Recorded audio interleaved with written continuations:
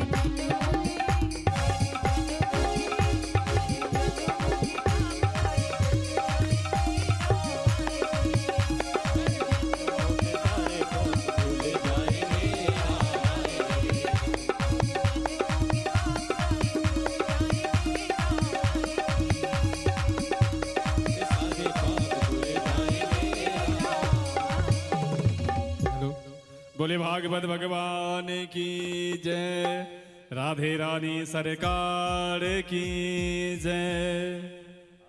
श्रीमद् भागवत कथा ज्ञान महायज्ञ आयोजक समस्त ग्रीन सिटी श्रीनिवास कडोदरा।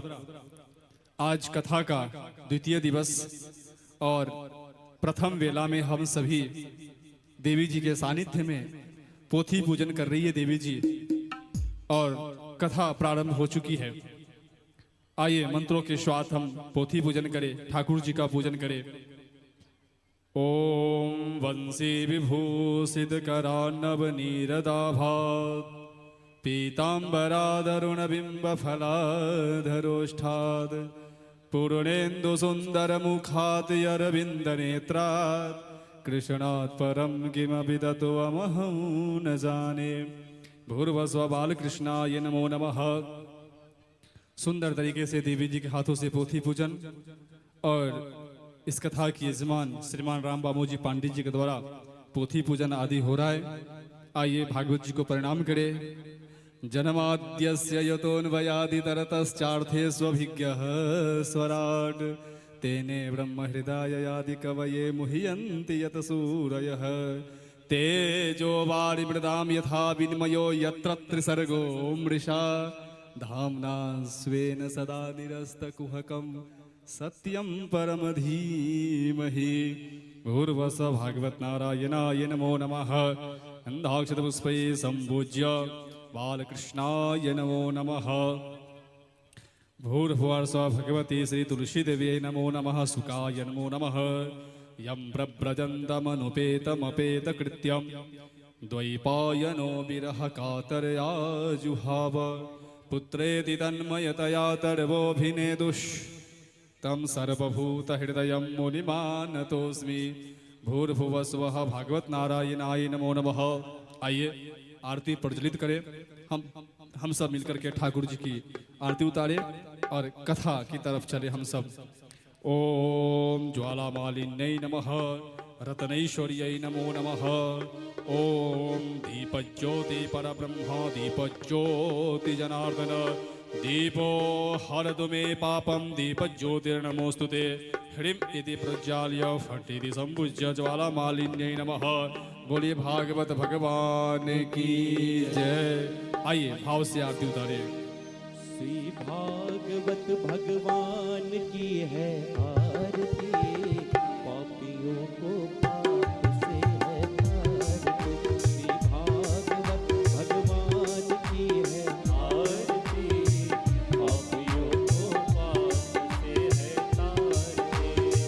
पापियों को पाप से ये तारती, पापियों को पाप से है तारती, पापियों को पाप से है तारती, पापियों को पाप से है तारती। श्री भागवत भगवान की है आरती, पापियों को पाप से है तारती। श्री भागवत भगवान की है आरती, पापियों को पाप से है तारती।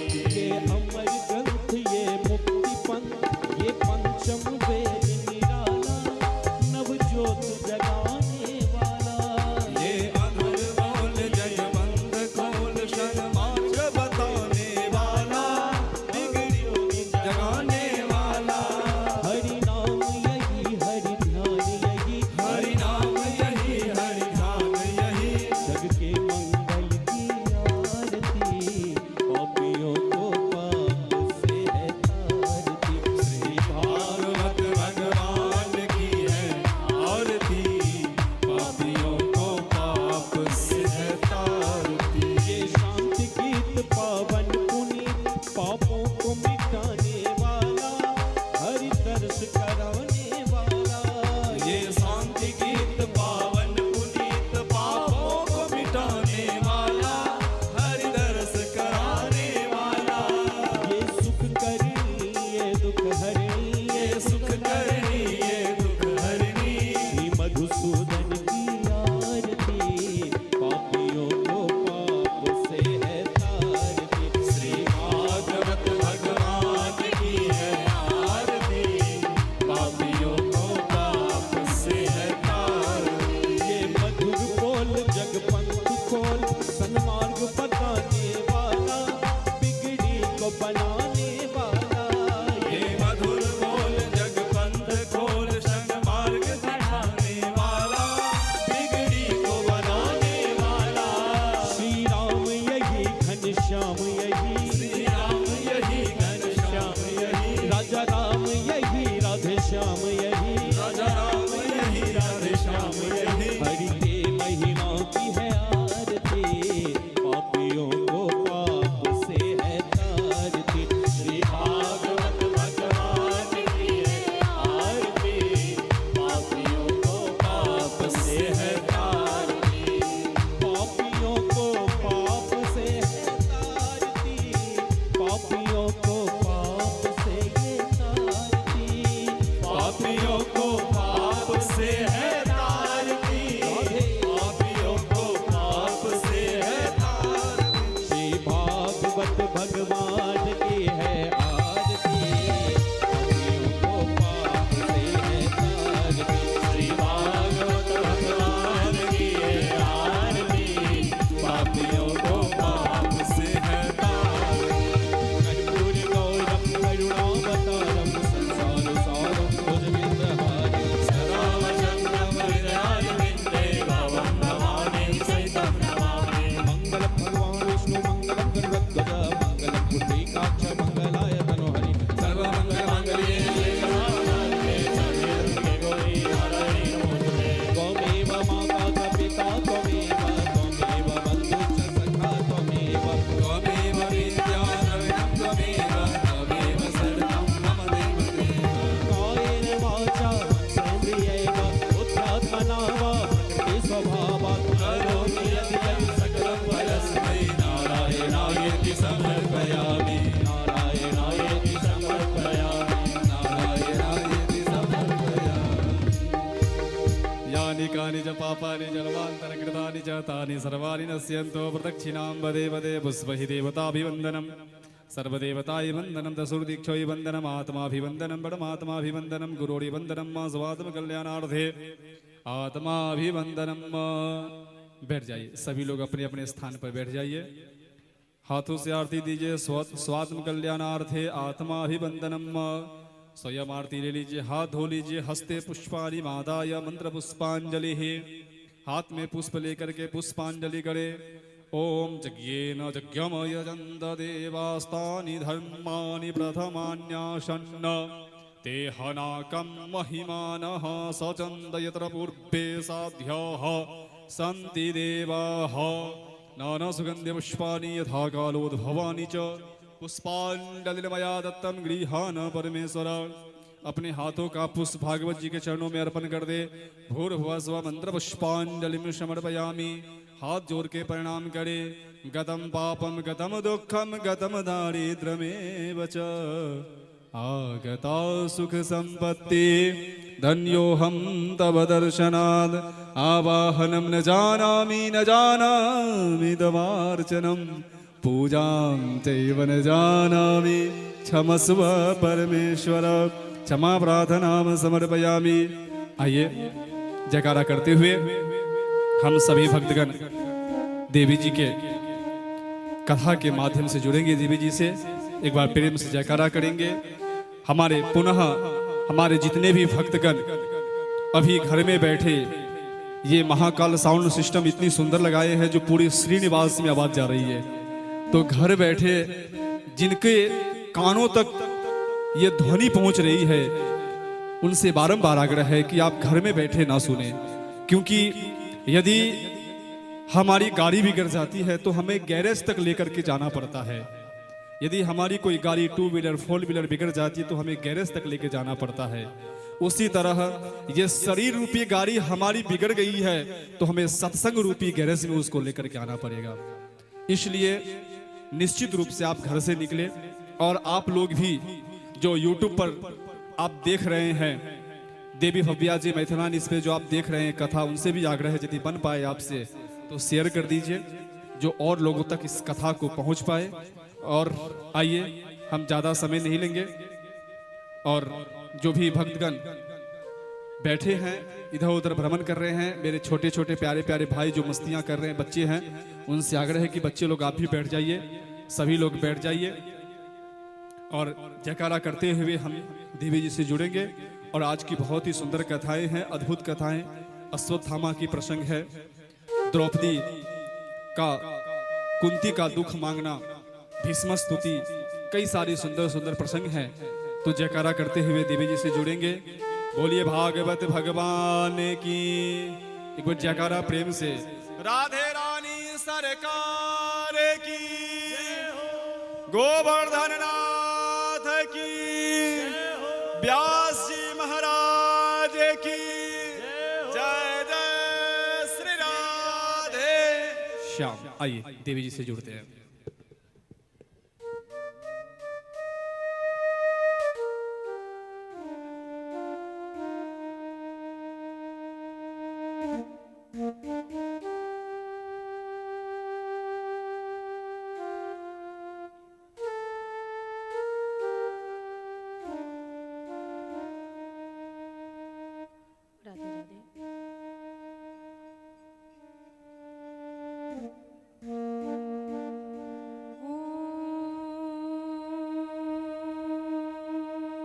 स्वस्ति श्री गणेशाय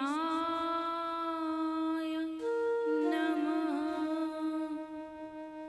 ओम स्वस्ति श्री सरस्वती नमः।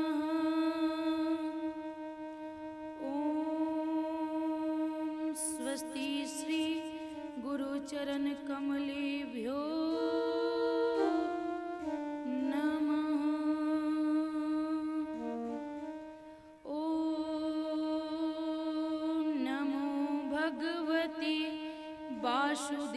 वासुदेवाय नमः। वक्रतुंड महाकाय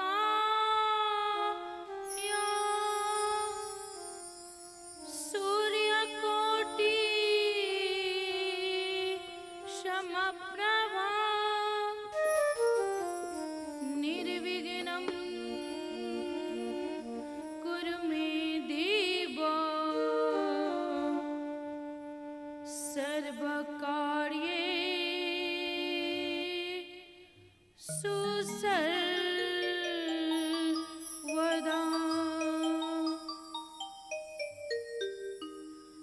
नमस्ते शारदे देवी सरस्वती मति प्रदे वशत्वं मम जीवः गहि सर्वविद्या प्रदा भव कृष्णं नारायणं वन्दे कृष्णं वन्दे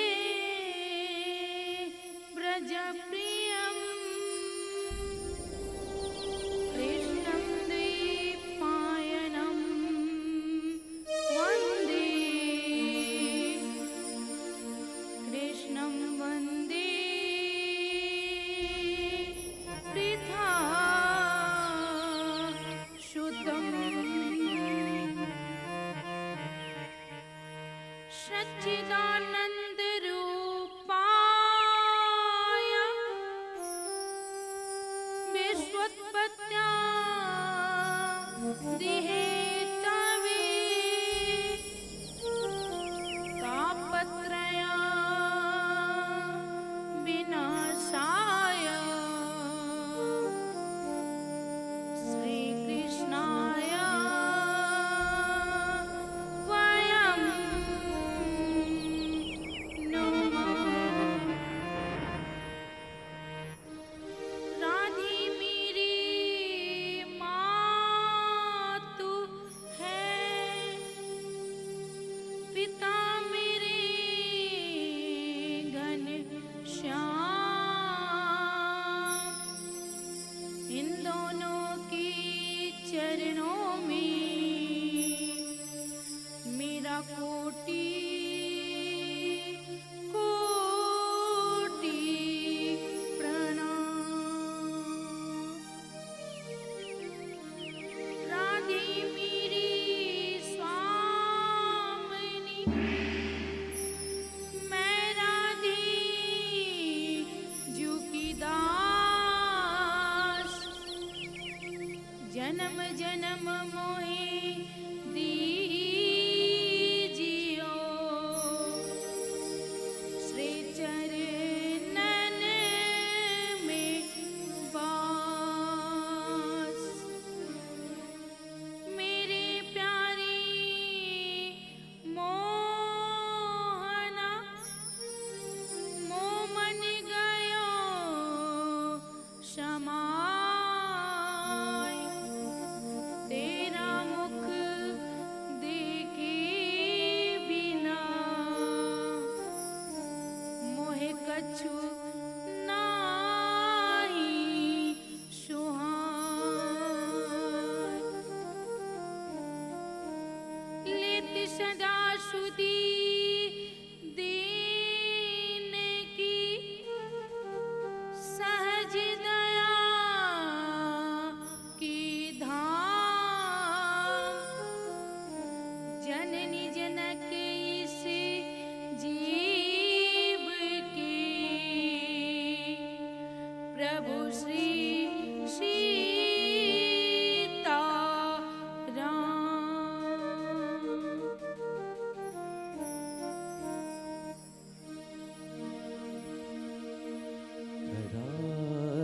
करारविन्देन पदारविन्दं मुखारविन्दे विनिवेशयन्तं वटशपत्रशपुटे शयानं बालं मुकुन्दं मनसा स्मरामि। श्रीकृष्ण गोविन्द हरे मुरारे, हे नाथ नारायण वासुदेवा। जिह्वे पिबस्व मृतमेतदेव, गोविंद दामोदर माधवेति गोविंद दामोदर माधवेति विद्ये तु कामा खेल गोप कन्या मोरारि पादार्पित चेत बुद्धि दध्यादिकं मोहवशाद वोचज गोविंद दामोदर माधवेति गोविंद दामोदर माधवेति गृहे गोपवधू कदम्बा सर्वे मिलित्वा समवाप्य योगं पुण्यानि नामानि पठन्ति नित्यं गोविंद दामोदर माधवेति गोविंद दामोदर माधवेति सुखं शयाना निलये निजेष्टि नामानि विष्णो प्रवदन्ति मर्त्या तेनिश्चितं तन्मयतां व्रजन्ति गोविंद दामोदर माधवेति गोविंद दामोदर माधवेति जिह्वे सदैवं भज सुन्दराणि नामानि कृष्णस्य मनोहराणि समस्त भक्ता विनाशनानि गोविंद दामोदर माधवेति गोविंद दामोदर माधवेति आवर्णयेथा मधुराक्षराणि आवर्णयेथा मधुराक्षराणि गोविंद दामोदर माधवेति गोविंद दामोदर माधवेति श्री कृष्ण राधा वर गोकुलेश गोपाल गोवर्धननाथ विष्णु जिह्वे पिबस्वामृतमेत देव गोविंद दामोदर माधवेति गोविंद दामोदर माधवेति श्री कृष्ण गोविंद हरे मुरारे हे नाथ नारायण वासुदेव जिह्वे पिबस्वामृतमेत देव गोविंद दामोदर माधवेति गोविंद दामोदर माधवेति आइए हमारे साथ अपने मन वाणी को पवित्र करने के लिए दोनों हाथ से ताली बजाते हुए मन को एकाग्र कर हमारे साथ संकीर्तन कीजिए। राधा रानी की जय, महारानी की जय, राधा रानी की जय महारानी की जय राधा रानी की जय, महारानी की जय, राधा रानी की जय, महारानी की जय, राधा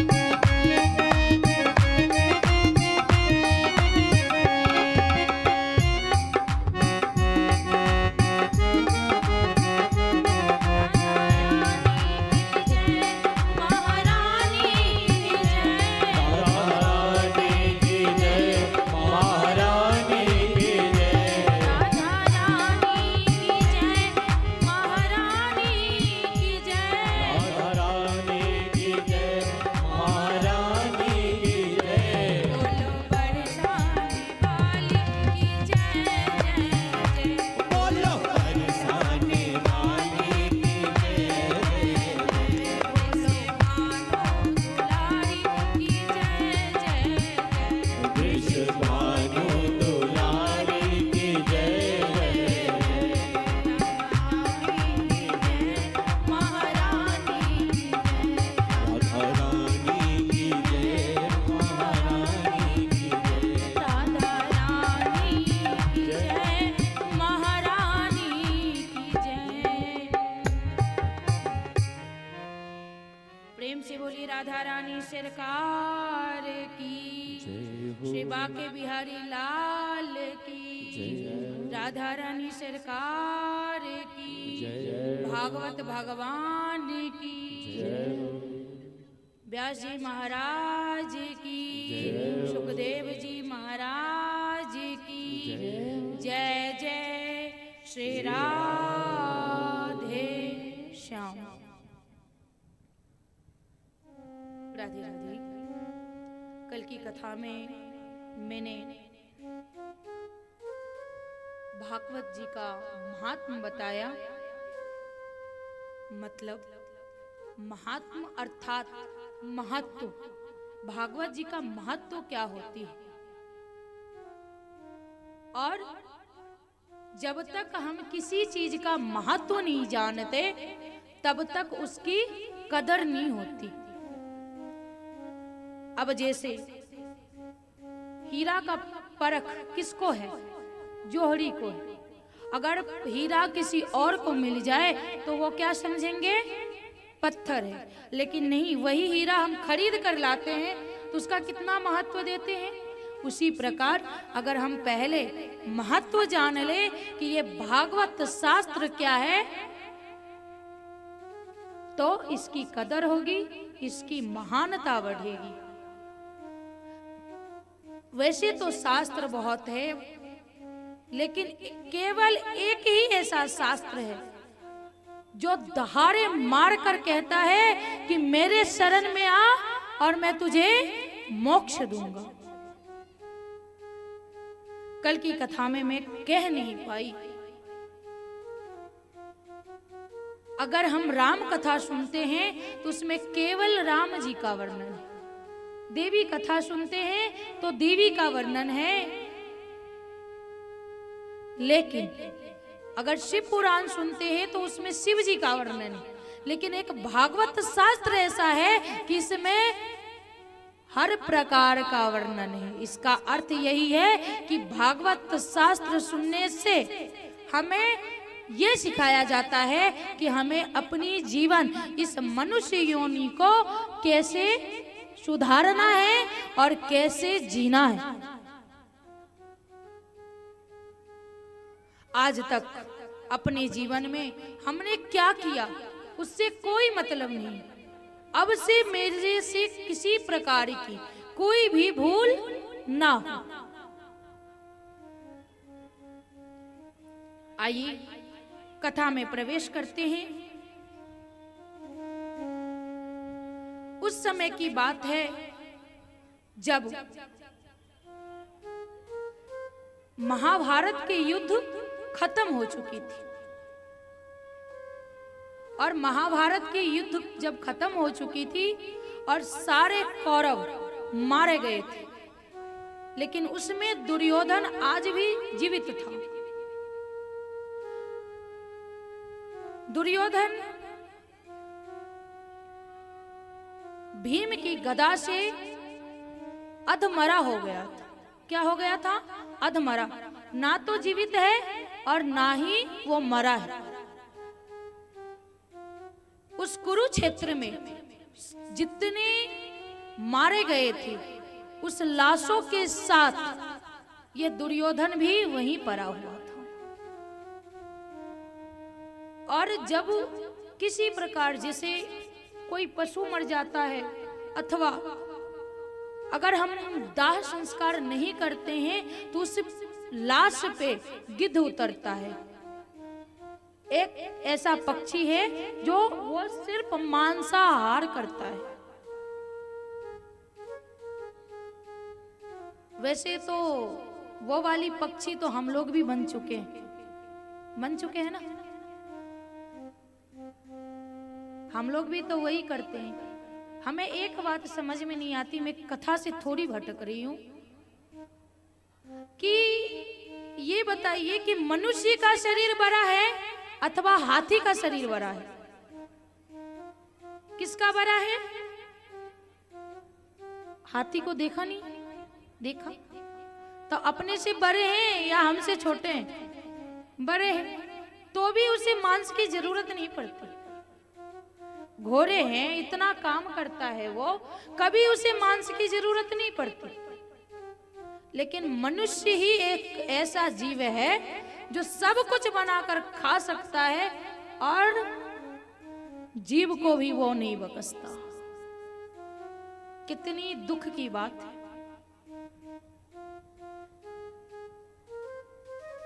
तो जब दुर्योधन अधमरा हुआ परा हुआ था तो गिद्ध उस पे भी लपेटता था, उस पे ही झपटता था और उस अधमरा अवस्था में ही वो बार बार भगाने का कोशिश करता है। उसी समय गुरुपुत्र अश्वत्थामा का आगमन हुआ। अश्वत्थामा ने आकर के, अब राजा का पुत्र था तो मिला। अब अश्वत्थामा को कहते हैं, कौन कहता है? दुर्योधन कि देख, मैं 100 भाई था और 100 में से केवल मैं ही बचा हूं, लेकिन कब हूं कब नहीं। लेकिन पांडव आज भी पांचों का पांचों जीवित है और मेरे सारे भाई मारे गए। कितनी दुख की बात है। और वो दुखी होकर के रो रहा था। उसी समय अश्वत्थामा कहता है कि आप चिंतित मत होइए, जो काम आपने नहीं किया वो काम मैं करके दिखाता हूं। रात्रि की समय थी। युद्ध जीतने के बाद विजय प्राप्त हुई थी। खुशी थी, मन में दुख भी था। भोजन आदि करके पांचों पांडव, माता द्रौपदी और भगवान कृष्ण घूमने के लिए निकले और मौका देखकर अश्वत्थामा उनके शिविर में घुस गया। उसे लगा कि ये पांडव स्वयं सोए हुए हैं और उस रात्रि की अंधेरे में उसने देखा नहीं और पांचों पांडव के पांचों पुत्र को मार डाला, सिर धड़ से अलग कर दी और लेकर के अश्वत्थामा के पास आया। अश्वत्थामा को कहता है कि जो आपने नहीं किया वो मैं कर दिया। कहा ऐसा क्या किया? कहा ये युद्ध में पांचों पांडव मारे नहीं गए, लेकिन मैंने पांचों पांडव को मार दिया।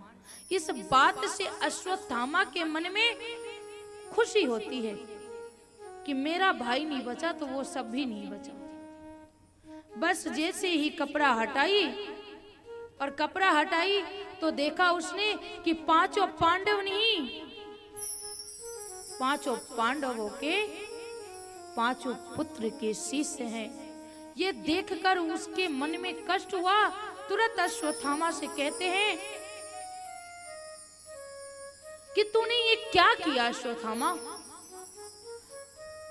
मेरे कुल को बीजहीन कर दिया, कोई पानी नहीं दे सकता, दया नहीं आई।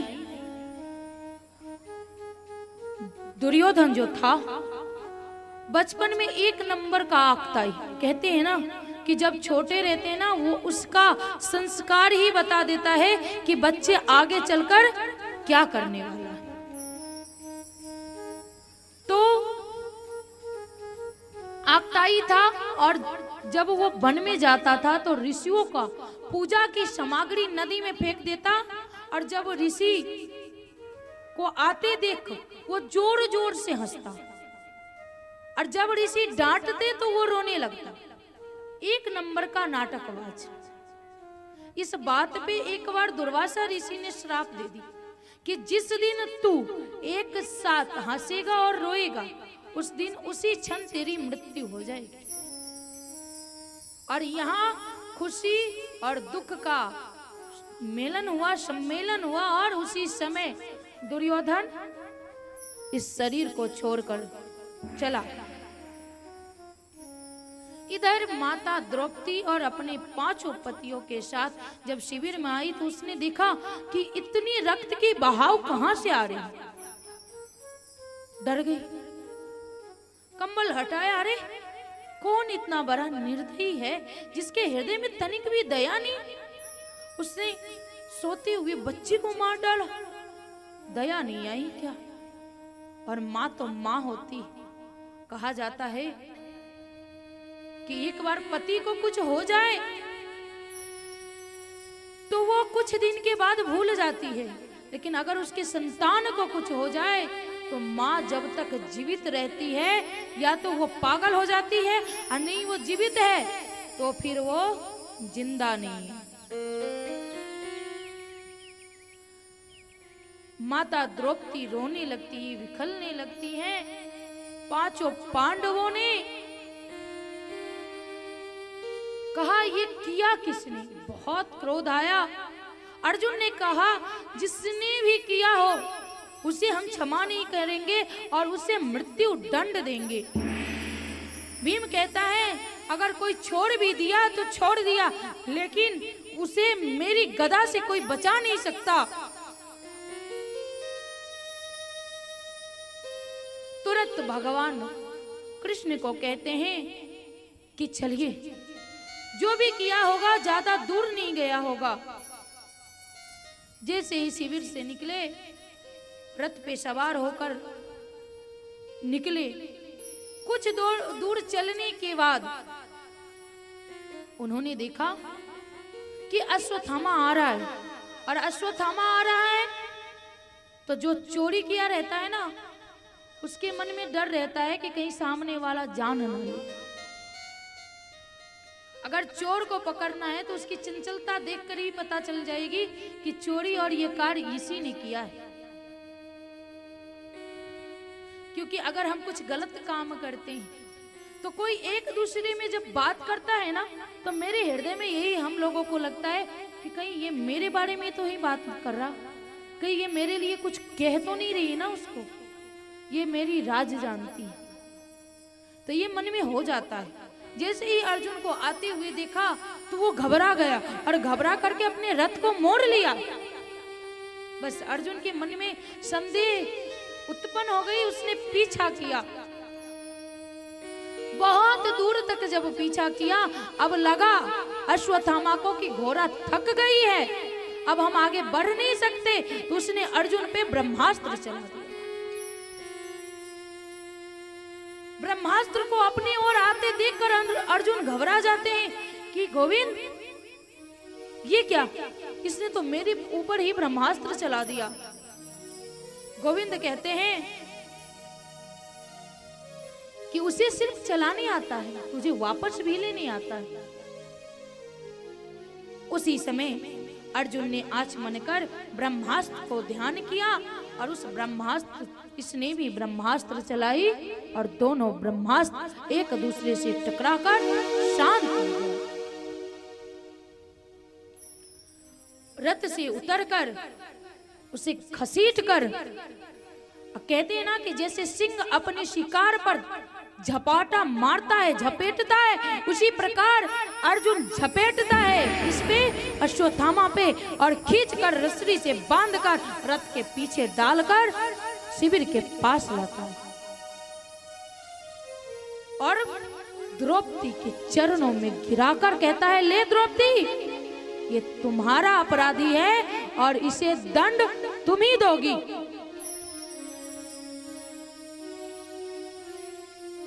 द्रौपदी तो मां है, तुरंत उठाई, कहा आप कैसे भूल गए कि ये आपके गुरुपुत्र हैं। कहा गुरुपुत्र हैं, लेकिन इसने तेरे पुत्रों को मारा है द्रौपदी, वो भी तो नहीं भूल सकते।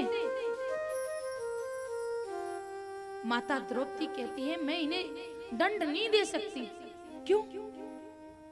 क्योंकि पहले तो ये ब्राह्मण है, और दूसरा ये आपके गुरु का पुत्र है।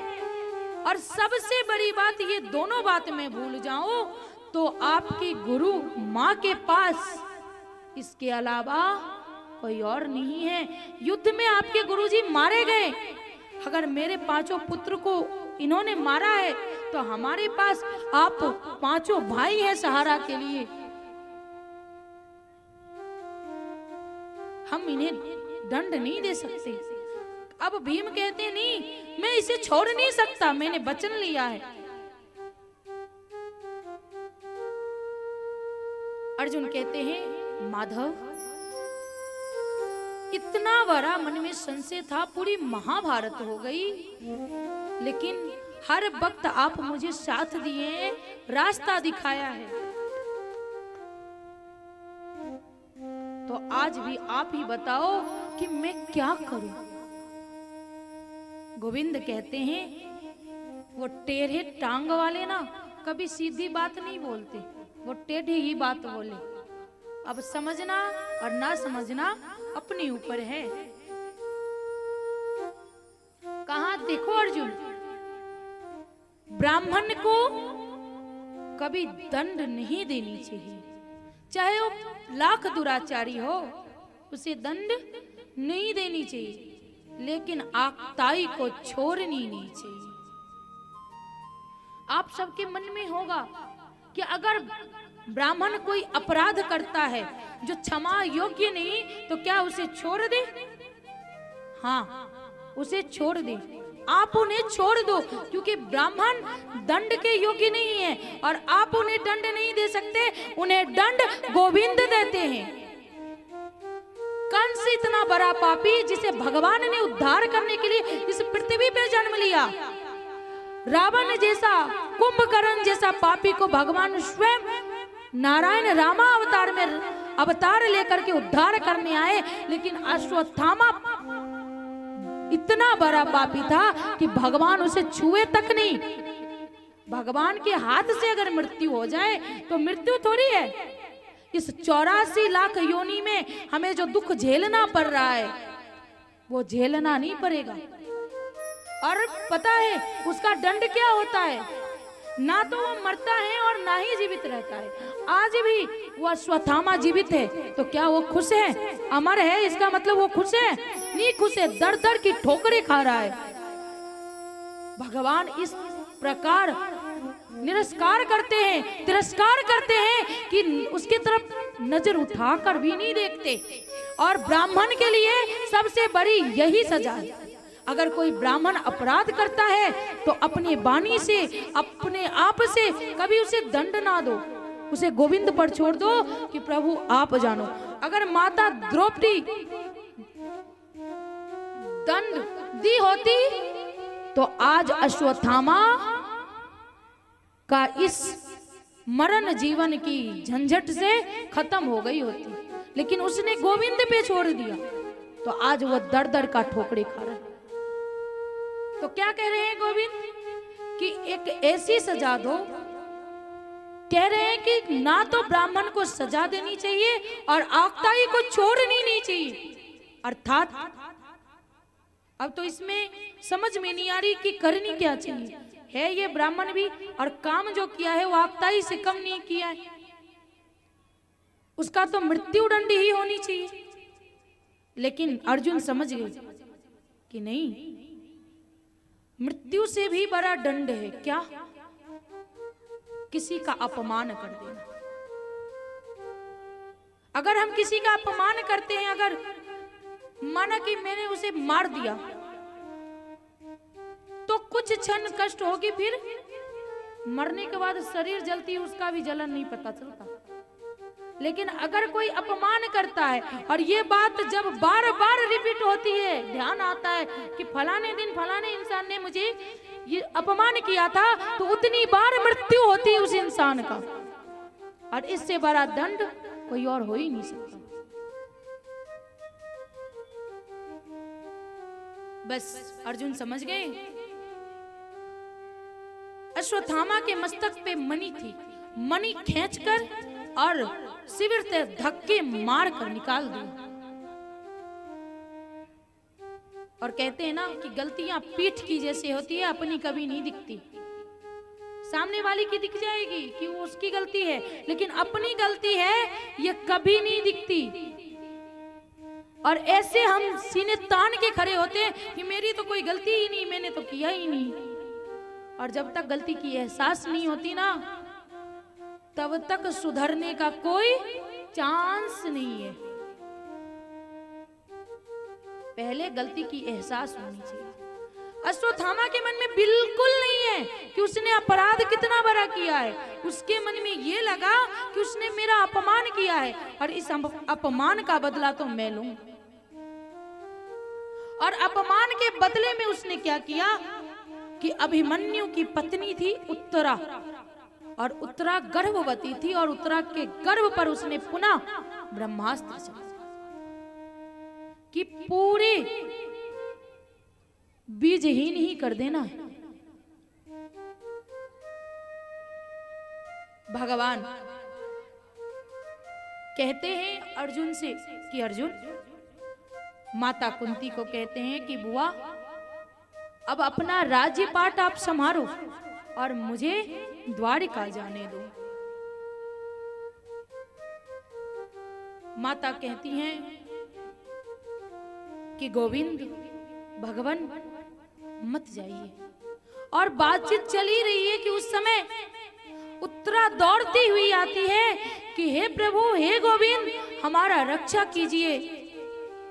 जब भगवान ने देखा तो अरे पुनः उत्तरा के गर्भ पे ब्रह्मास्त्र चला दिया।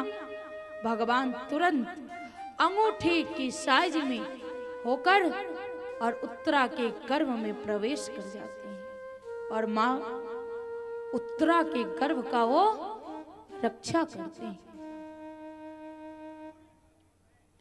माता कुंती कह रही है कि गोविंद, हे भगवान, कुछ क्षण रुक जाइए। गोविंद कहते हैं कि बुआ, मैं भगवान नहीं, मैं तेरा भतीजा हूं और तू भगवान क्यों कहती है? मुझे अच्छा नहीं लगता। कहा भगवान ना कहूं तो क्या कहूं, तू तो मेरे लिए भगवान ही है। कहा मैया, मैं कोई भगवान नहीं, तेरा भतीजा हूं। कहा वो जो है मुझे नहीं पता, अब मुझे जाने दो। माता कहती हैं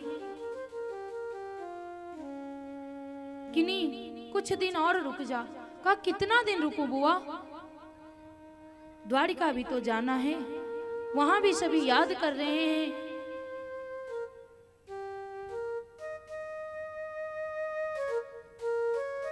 मैं पुनः आ जाऊंगा। कहा नहीं, अभी कुछ दिन और रुक जा तू। भगवान कहा, गोविंद कहते हैं कि आपने मुझे भगवान कहा तो आप मुझसे मांगिए, जो मांगोगी आप वो मैं प्रदान करूंगा। माता कुंती कहती हैं कि गोविंद, हे प्रभु, मुझे दुख दो। कहा क्यों बुआ, तेरी जी नहीं भरा क्या? जब से तूने जन्म लिया तब से तूने सिर्फ दुख ही झेला है। अब तो तेरी जिंदगी में खुशी का पल आया है, अब तो तू राजमाता बनी है, तो सुख भोग ना। क्या जरूरी है दुख भोगने का? क्यों दुख मांगती है? मैया कहती हैं कि वो दुख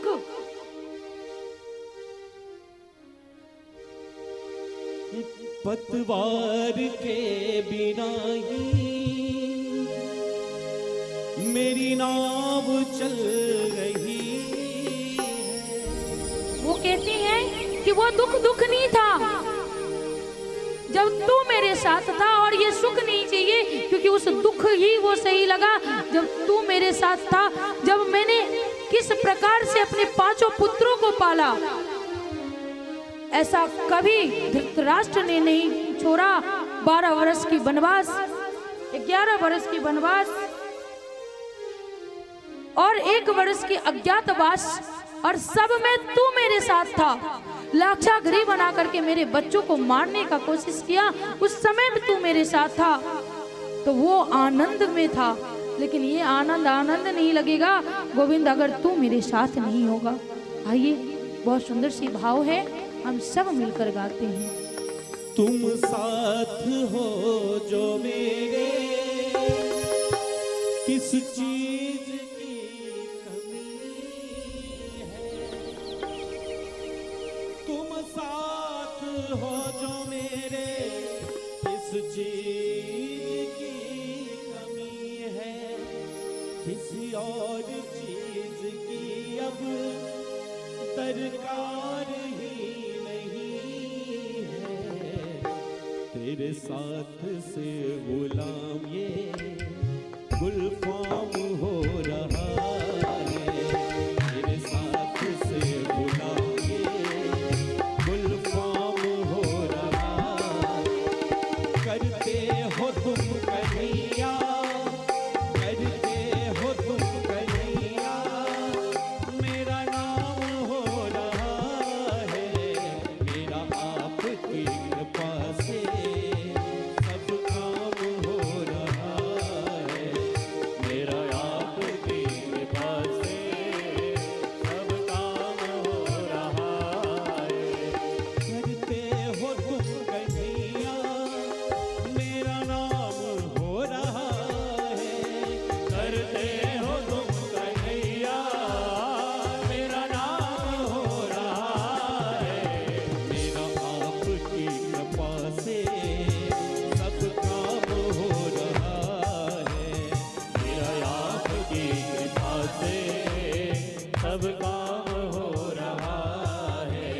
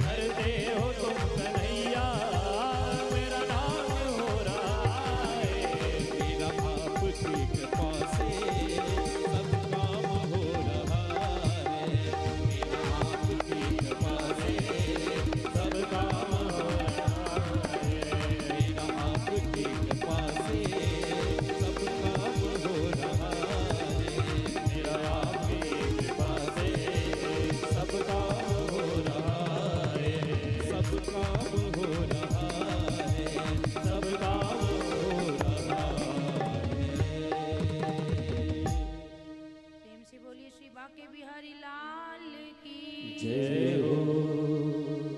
माता कुंती कहती हैं कि वो दुख नहीं लगा कभी, उस दुख में भी सुखी थी मैं।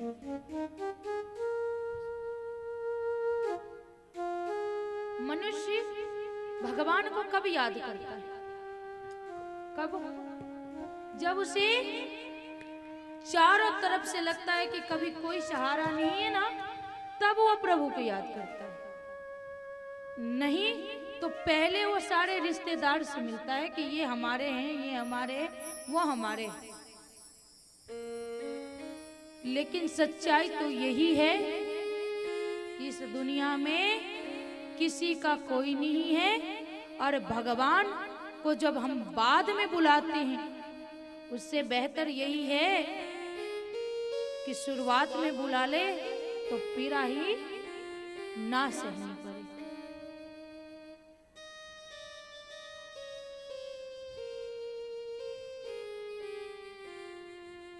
Hello hello hello.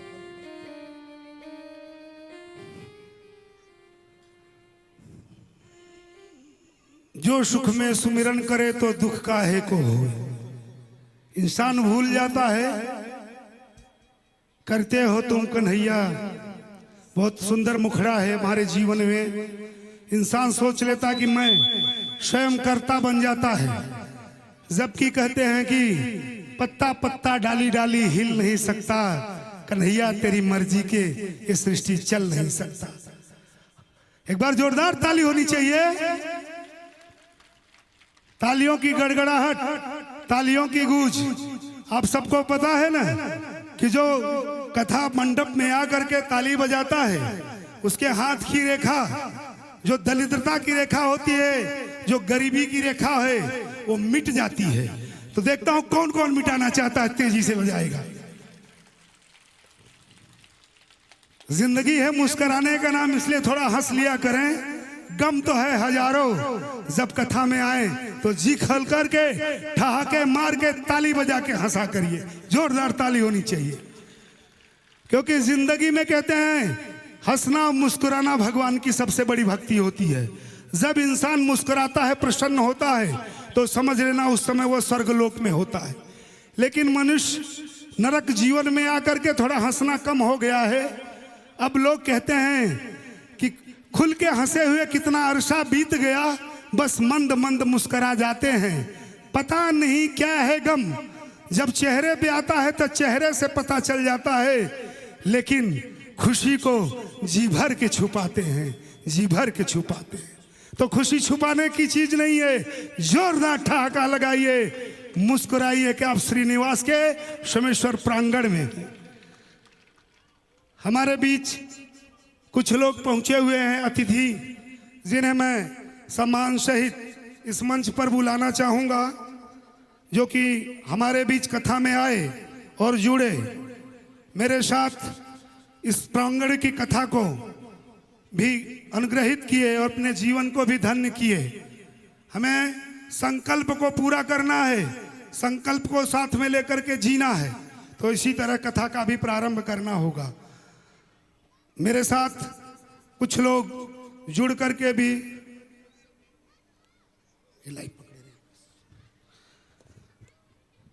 नाम के साथ में बुलाना चाहूंगा। हमारे व्यासपीठ पे स्वागत के लिए सभी हमारे परम श्रद्धालुओं का लौह कुश सिंह कोषाध्यक्ष जनार्दन कुमार चलथान 251 रुपया। जोरदार ताली, क्योंकि लक्ष्मी माता का आना भी, उदय होना भी जरूरी है। जिन जिन महान भावों का मैं नाम लूंगा वो मंच पर आकर के देवी भव्या झा जी से आशीर्वाद प्राप्त करेंगे। तो कृपया आते जाइए। लौह कुश सिंह जी, जनार्दन ठाकुर, जनार्दन कुमार, उज्जवल मिश्रा, मारुति रेसिडेंसी, 10 केजी आटा 501 रुपया। जोरदार ताली। आटा से महाप्रसाद की शुरुआत होती है और सोमेश्वर महादेव का जन्मदिन भी है। उज्जवल मिश्रा अपनी उज्जवल कीर्ति लेकर के अपने साथ आए और हमारा आटा से शुरुआत किए। शानू मिश्रा कार्यकर्ता श्रीनिवास, राजेश सिंह आयोजक उपाध्यक्ष, गणेश भाई बोरा जी कमेटी मेंबर, राधिका रमन कड़ोदरा, विजय तुलसीराम कमेटी मेंबर श्रीनिवास, बबलू यादव समाज सेवक गौ माता रक्षक बरेली, बबलू यादव जी 108 नंबर बरेली, मोहित श्रीनिवास, कमलाकांत दीक्षित श्रीनिवास, जेपी पाठक, गुरुकृपा श्रीनिवास, विशाल चंद दुबे श्रीनिवास, महेंद्र मौर्य बैग वाले 1100 रुपया, जोरदार ताली। राशि बढ़ी अभी। माता लक्ष्मी का विकास तिवारी जी श्रीनिवास, अनिल शुक्ला जी, महेंद्र सिंह सुआवत, एक टीना तेल 25 किलो आटा आरएसएस वाले। लो तेल भी आ गया आटा के साथ, जोरदार ताली होनी चाहिए। आटा तेल कमलेश सिंह बल्लभ नगर बरेली, समाज सेवक कमलेश सिंह जी।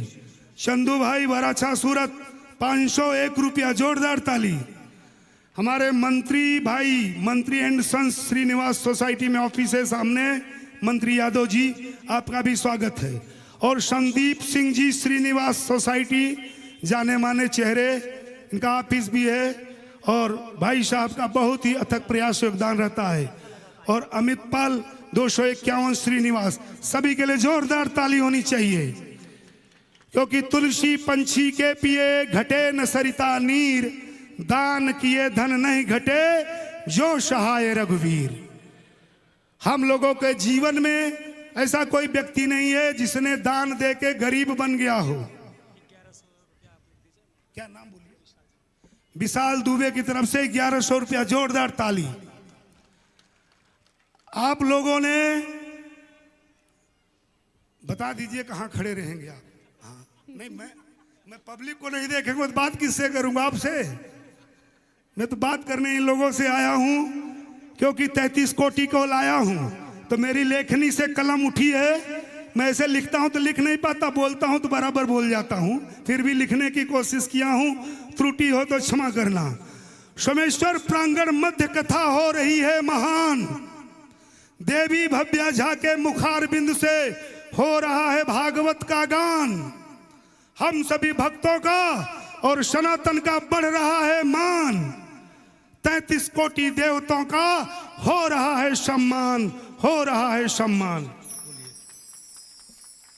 पाठक जी की तरफ से 31 केजी आटा और 10 केजी आलू, धन्यवाद पाठक जी के लिए। हमारे इस बीच में कथा के मध्य में बहुत सारे भक्तों का दान आना शुरू हो गया है, इसलिए मेरा भी मन कर रहा है कि दान मांगना शुरू ही कर दूं। और मैं मांगने के लिए बड़ा कुख्यात और विख्यात हो गया हूं कि शैलेश पांडे 100-100 रुपया मांग करके कथा कराते हैं।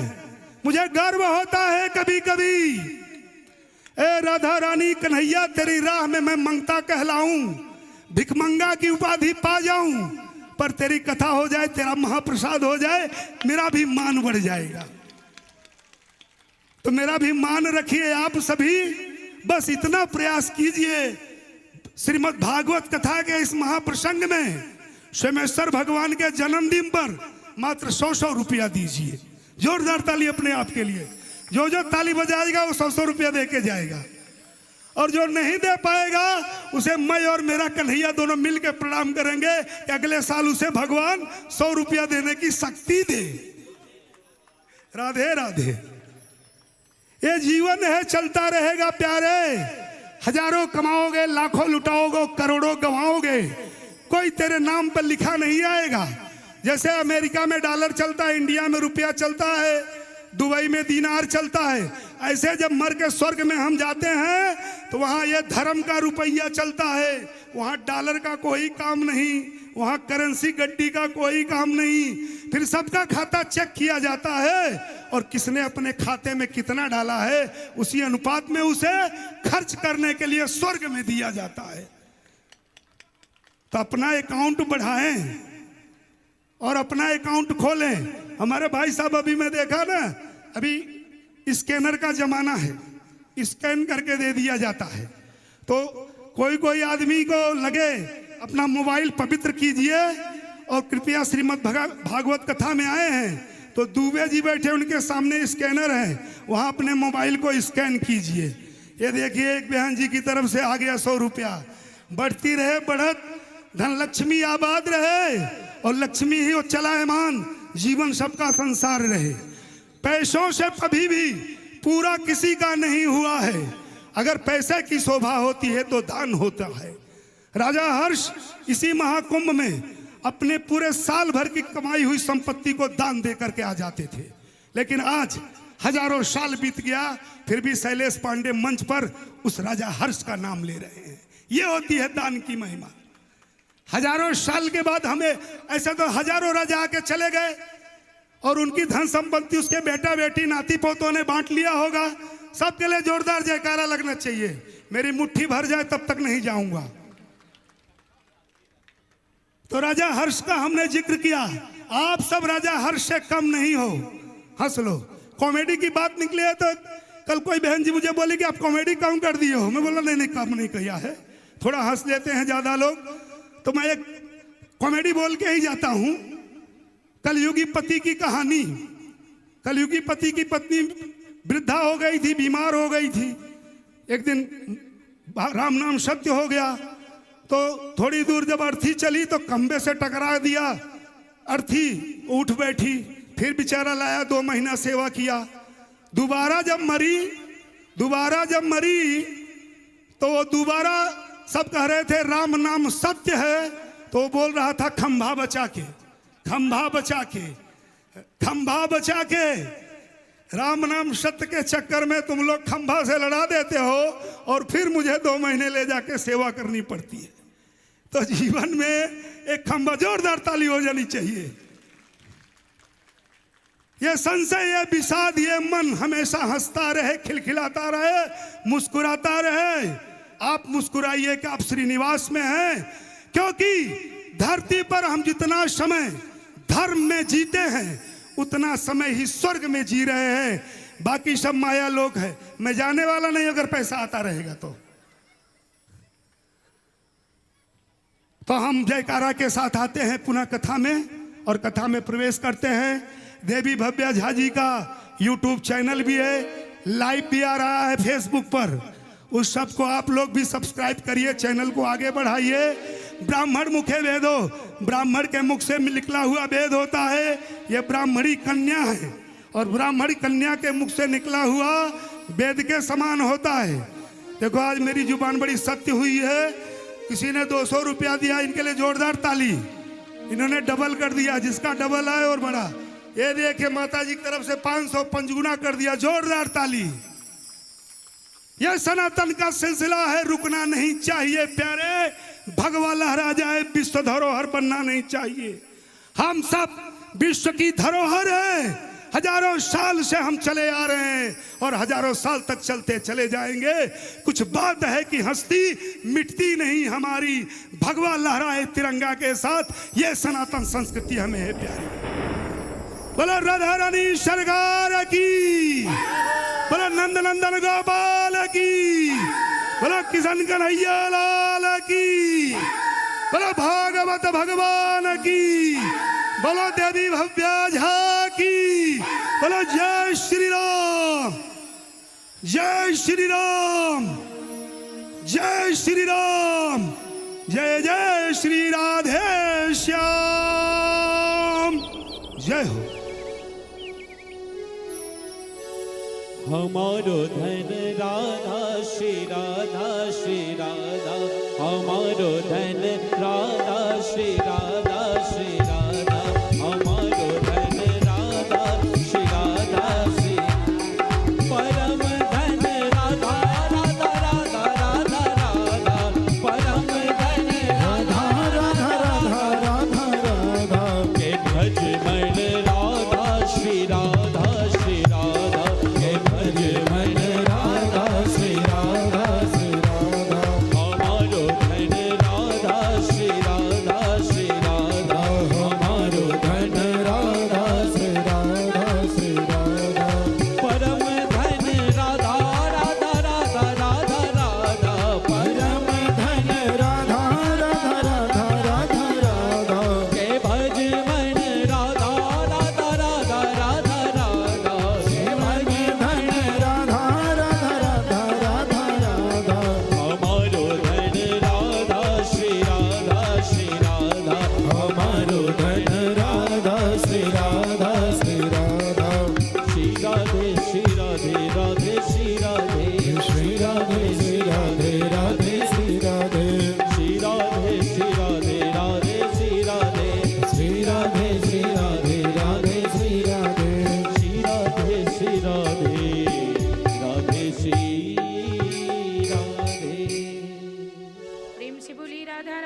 सरकार की।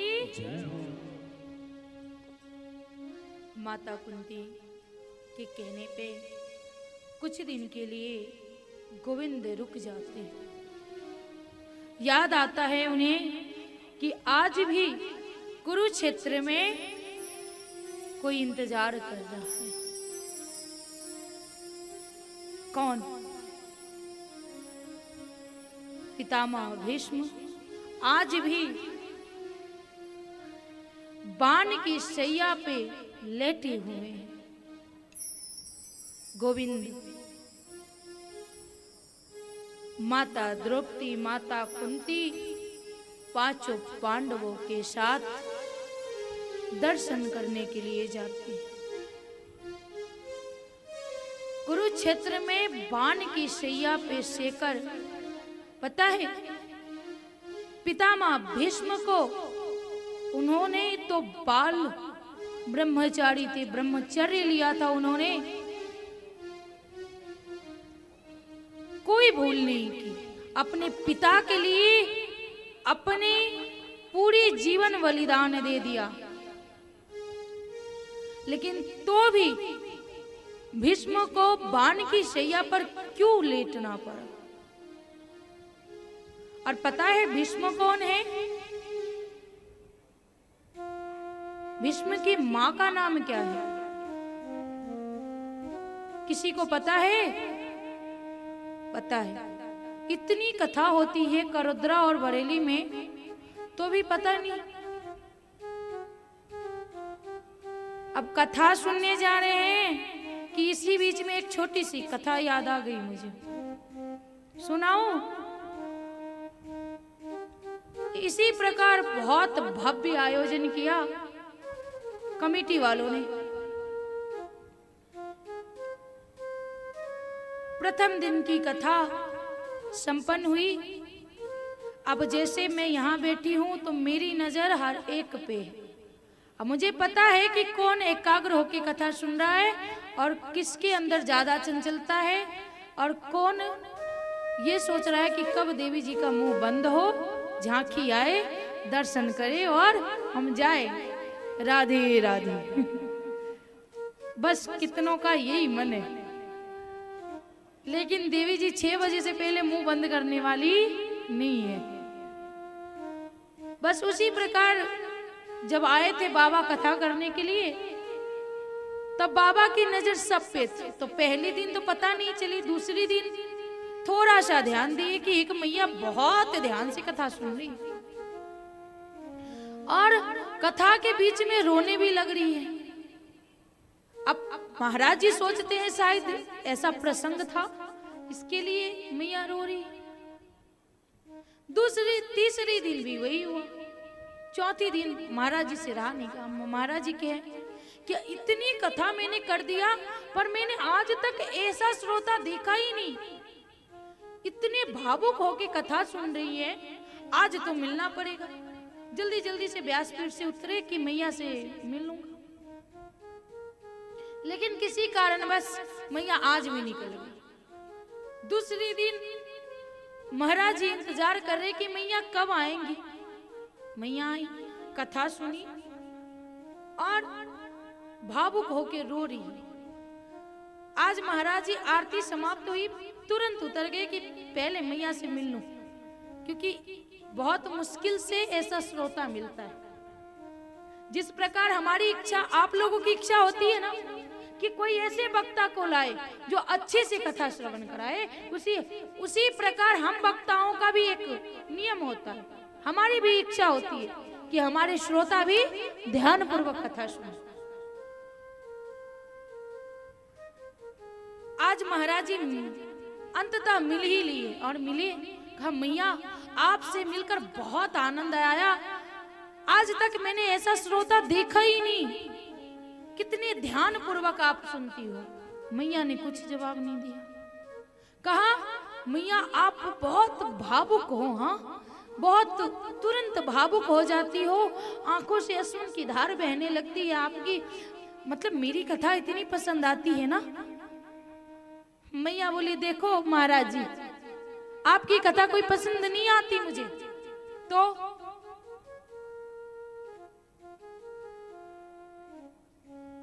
कुछ दिन पहले मेरे बकरे, एक बकरा था मेरे पास, वो बकरा मर गया और उस बकरे का दाढ़ी आपके दाढ़ी के जैसा था।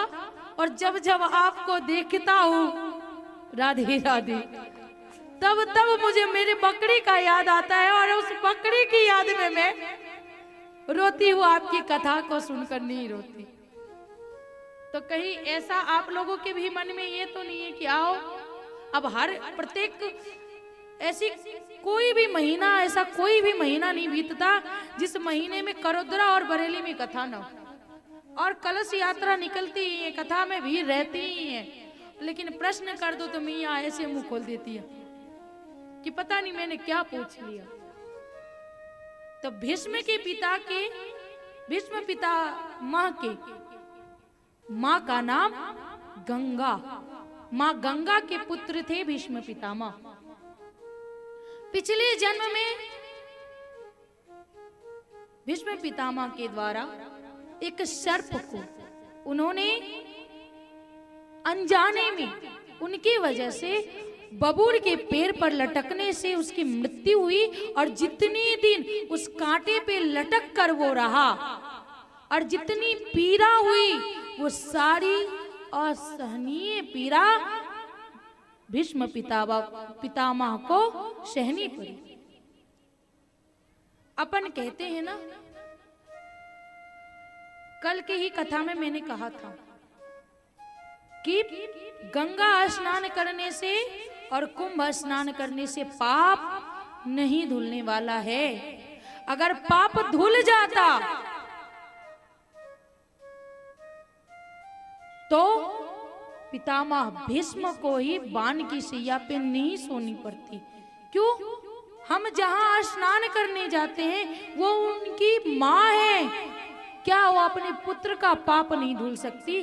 धुल सकती है ना, उन्हें नहीं भोगना पड़ता। वो एक बार क्या 1000 बार गंगा स्नान कर ले। ये मन में है कि गंगा स्नान करने से पाप धुल जाती है, वो पाप गंगा स्नान से नहीं, क्योंकि गंगा स्नान करने से ये तन धुलता है ना कि मन धुलता है। और पाप कौन करता है? ये मन करता है। इसमें कितना भी डब का साबुन लगाओ, पता नहीं हजार कंपनी की साबुन आती है, तो वो साबुन लगाओ तो भी ये धुलने वाला नहीं है। ये सत्संग रूपी गंगा में आओगे और इसमें डुबकी लगाओगे बार बार, तो ये मन धुलेगा और तब पाप की समाप्ति होगी।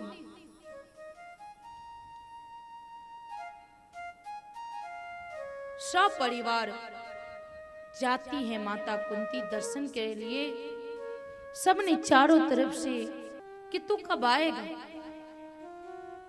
कितनी चालाकी से तूने कहा शस्त्र नहीं उठाऊंगा, लेकिन तूने शस्त्र ना उठाते हुए भी तूने अर्जुन का रक्षा किया था। सबको उपदेश देते हैं भीष्म पितामह। और जब बात द्रौपदी की आती है तो माता द्रौपदी कहती है मुझे उपदेश की जरूरत नहीं है। उस समय आपका उपदेश कहाँ गया, आपका ज्ञान कहाँ गया? जब भरी सभा में मेरी चीर हरण हो रही थी तब तो आपने एक शब्द नहीं बोला। सारे के सारे खड़े थे, किसी ने कुछ नहीं बोला और किसी के पास उपदेश नहीं था। लेकिन आज किस बात की उपदेश, क्यों जानू? पितामह कहते हैं देवी उस समय उस पापी दुर्योधन का अन्न का सेवन कर रहा था। कहते हैं ना कि जिस प्रकार के अन्न खाओगे उसी प्रकार का मन हो जाएगा। अब अन्न का मतलब ये नहीं कि चावल दाल रोटी सब तो वही है, लेकिन उसको पवित्र करना पड़ता है। हम घूस के पैसे से जो अपने बाल बच्चे को खिलाते हैं, किसी और के हक का छीन कर लाते हैं, वो खाते हैं, तो वो सब तो दूषित हुआ ना। कहते हैं कि अगर हम किसी प्रकार का पाप कर्म करके पैसे लाते हैं और दान कर देंगे तो पाप कर्म मिट जाएगी, ऐसा कुछ नहीं। वो दान जो आचार्य लेगा उसका भी विनाश हो जाएगा और तेरा तो विनाश लिखा ही है। इसलिए दान भी कभी भी सोच समझ कर लेने चाहिए कि क्या इसके घर से दान लेनी है, ये किस प्रकार का मनुष्य है, वो जान कर लेनी चाहिए।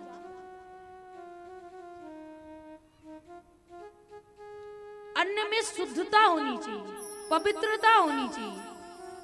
मेहनत की कमाई से जो हम धन कमाते हैं और उससे अगर हम अपने बच्चों के लिए अगर 2 नमक रोटी लाते हैं, उसी में शांति है। कहते हैं ना कि इस धरातल पे एक मनुष्य ही बहुत बड़ा पेटू है जिसका पेट कभी नहीं भरता, और कमाता मनुष्य ही है लेकिन पेट भी इसी का नहीं भरता। ये दिन रात मेहनत करता है लेकिन तो भी कोई ना कोई कमी रह जाती है। लेकिन देख लो बाकी के जितने पशु पक्षी है वो कमाते ही नहीं, वो मेहनत नहीं करते, लेकिन सबका पेट भरता है। क्यों भरता है? कहते हैं ना संतोषम परम सुखम, उसके अंदर संतोष है और मनुष्य के अंदर संतोष नहीं है। आज पनीर बन गई तो कल कुछ और बनाएंगे, और आज गाड़ी आ गई तो कल और इससे बड़ा गाड़ी आनी चाहिए। आज 2 मंजिल की मकान है तो परसों पूरी बिल्डिंग मेरी होनी चाहिए। तो ये इच्छा कभी मरती ही नहीं। तो कह रहे हैं कि जिस प्रकार का मैं अन्न खा रहा था उस प्रकार की विचार थी, लेकिन जितने दिन से मैं इस बाण के सैया पे शयन किया हूं तो उसमें सारी रक्त बह गए। जितने उस अन्न से रक्त बना नहीं वो सारे बह गए और ये मन पवित्र हो चुका है। बारी आती है माधव की। माधव को कहते हैं कि आपका इंतजार बहुत बेसब्री से थी कि कब आप आओगे। कहा ऐसा क्या, ऐसी क्या जरूरत पड़ गई थी जो इंतजार था? कहा क्या बताऊं, पता है आपको? नहीं, मेरी एक पुत्री है जिसे मैं विवाह करके मरना चाहता हूं। कहा पुत्री? विवाह तो आपने किए नहीं और पुत्री कहां से आ गई? कहते हैं कि अरे मति रूपी पुत्री, मेरी मति रूपी पुत्री अभी भी कंवारी अवस्था में है और एक पिता का धर्म होता है कि जब तक उसकी कन्या का विवाह दान ना हो जाए तब तक वो उसे छोड़कर नहीं जाती। नहीं तो बिना बाप की बेटी का विवाह होना अत्यंत मुश्किल हो जाता है।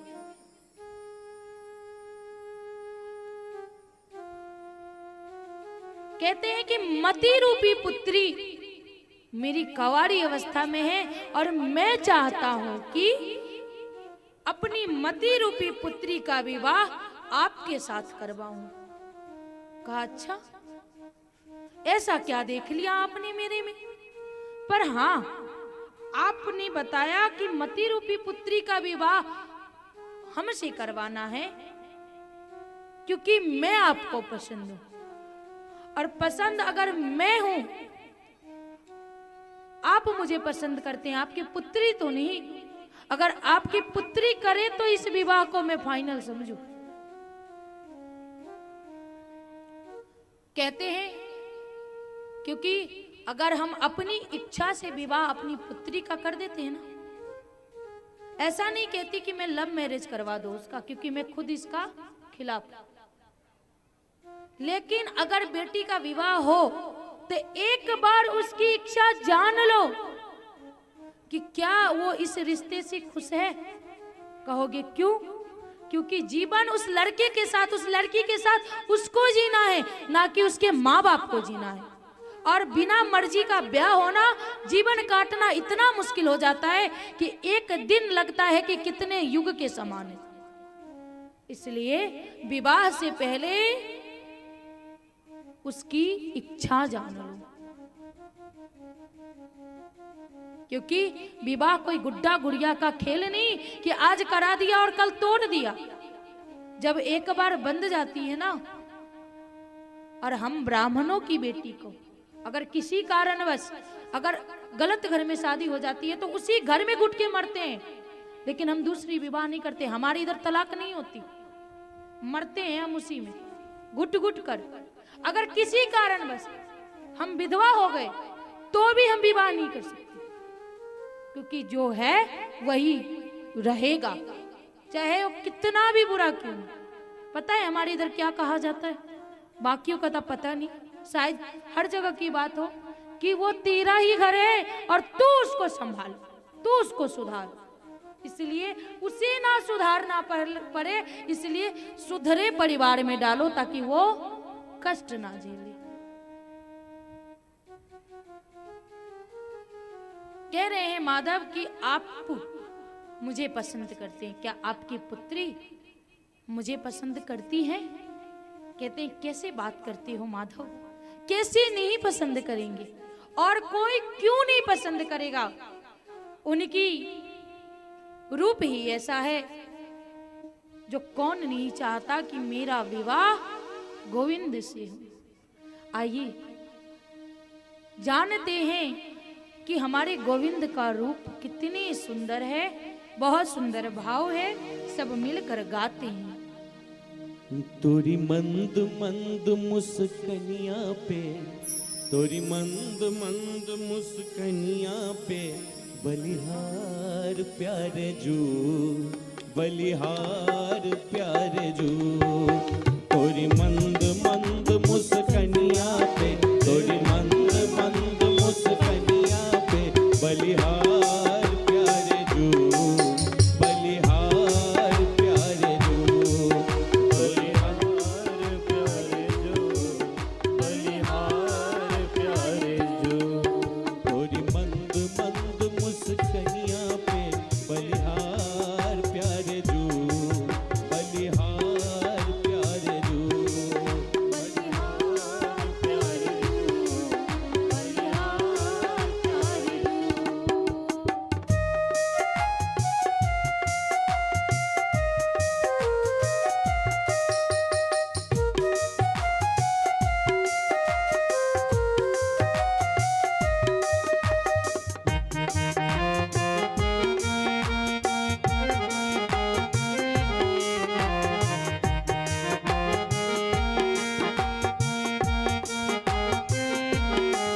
तेरे बाल बड़े घुंघराले, जैसे बादल कारे कारे।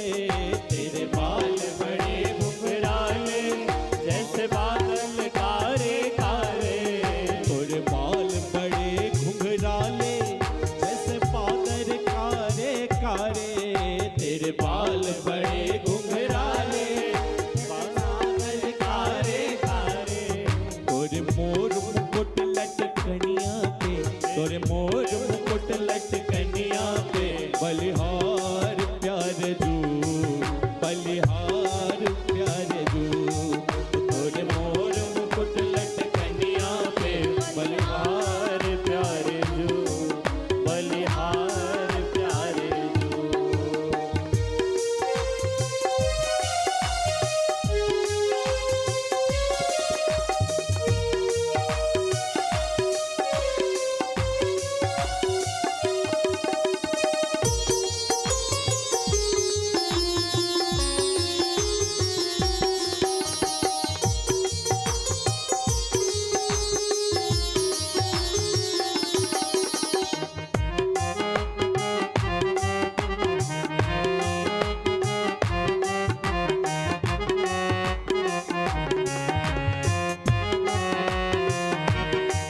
तेरी चाल अजब मत वाली, लगती है प्यारी प्यारी। तेरी चाल अजब मतवाली, लगती है प्यारी प्यारी। तेरी चाल अजब मतवारी, लगती है प्यारी प्यारी। तेरी चाल अजब मतवारी, लगती है प्यारी प्यारी। तेरे पायल के झनकार पे, तेरे पायल के झनकार पे, बलिहार प्यारे जू, बलिहार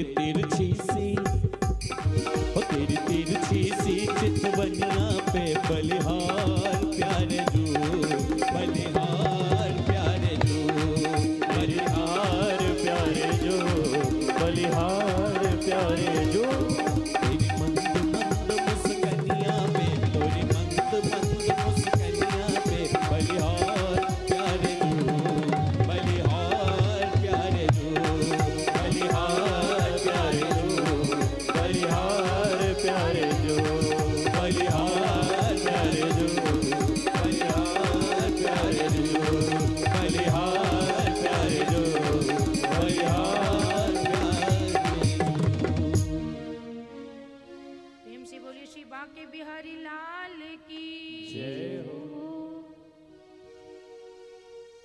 भगवान स्वीकार करते हैं उनकी मति रूपी पुत्री को।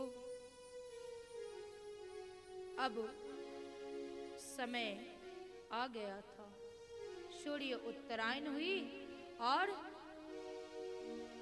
क्योंकि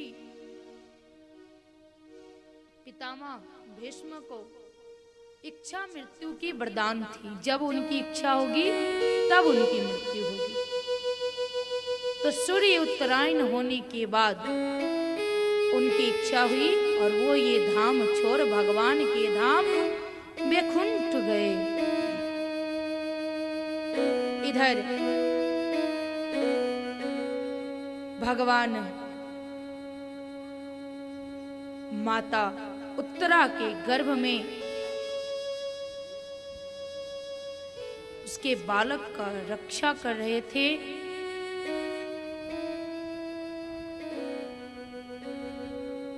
अब वो समय आया जब भगवान अपने द्वारिका गए और इधर उत्तरा के गर्भ में जो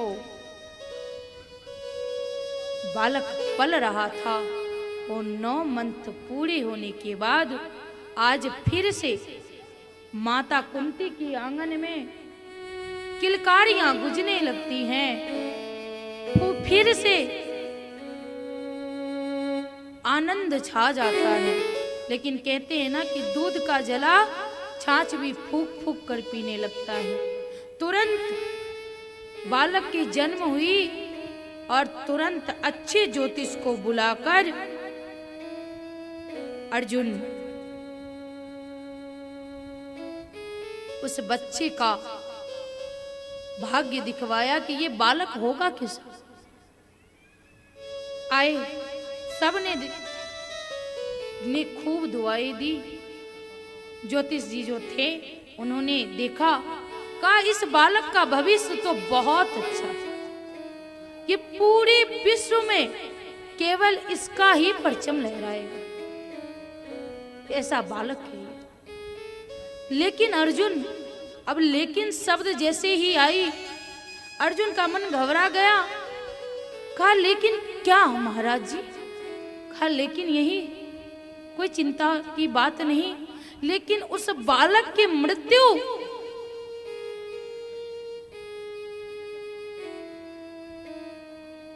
ब्राह्मण की श्राप से हुई। अर्जुन चिंतित हो जाते हैं कि हम लोग इतने ब्राह्मण का सेवा कर रहे हैं और मेरा पौत्र ऐसा कौन सा गलती करेगा जिसके वजह से ब्राह्मण की श्राप लगेगी।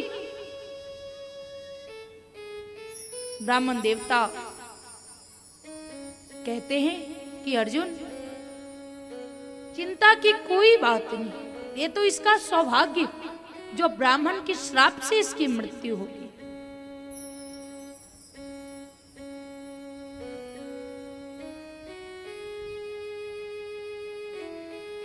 इसके बाद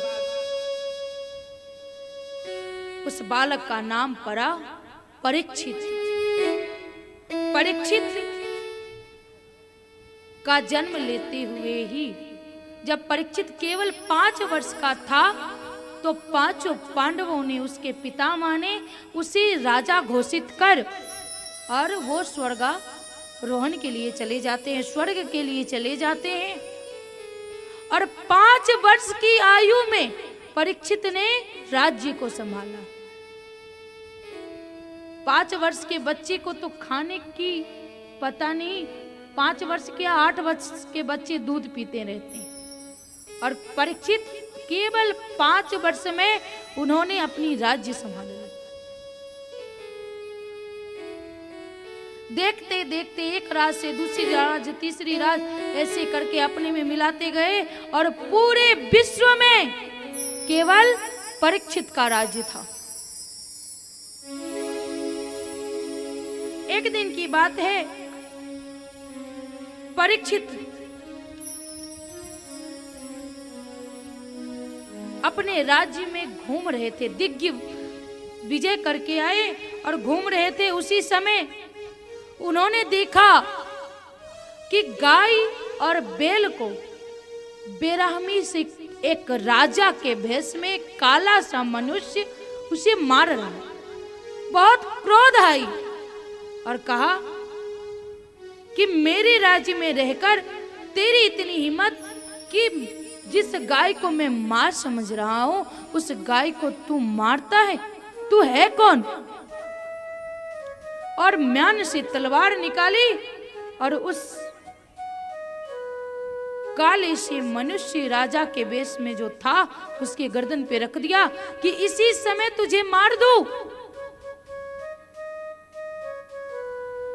क्योंकि तेरी हिम्मत इतनी हुई कि तुम मेरे राज्य में रह करके गौ माता को मार।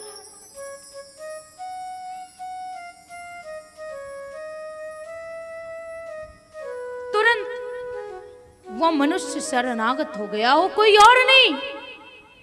जब परीक्षित पूछते कि तुम कौन हो तो कहते हैं कि मैं कलियुग हूं। और परीक्षित के शरणागत चला गया कि क्षमा कर दीजिए महाराज, राजन हमें क्षमा कीजिए। और जब उनके पितामह स्वर्ग के लिए जा रहे थे तो एक ही शब्द कहा था कि कोई भी शरणागत आए तो उसे क्षमा कर देना। परीक्षित ये बात ध्यान रखते हुए क्षमा किया और कहा देख कोई बात नहीं। जब तक वो कलयुग कहता है कि अब मेरा समय आ गया, आपका समय गया। कहा जब तक मैं जीवित हूं तब तक तेरा कोई समय नहीं, यहां मेरा राज्य चलता है और जब तक मेरा राज्य है तो तू मेरे राज्य में नजर नहीं आना। कहा महाराज पूरे विश्व में आपका राज्य है, मैं कहां जाऊं? कोई स्थान दे दीजिए, वहीं मैं रह लूंगा। अब वो शरणागत था। तब कलयुग ने कहा था कि देखिए मेरे में लाख अवगुण है महाराज, लेकिन एक गुण है। क्या गुण है? कि जितनी देर गाय के सिंग के नोक पर राय की दाना टिकेगी, अगर उतने देर भी मनुष्य का मन प्रभु में लगता है तो उसका इस भवसागर से बेड़ा पार लग जाएगा। सिर्फ उतनी देर सोचो, गाय के सिंग के नोक पर राय की दाना टिक सकती है क्या? कभी नहीं टिक सकती, एक क्षण भी नहीं। अगर उतने देर भी भगवान के प्रति मन लगता है तो बेड़ा पार लग जाएगा।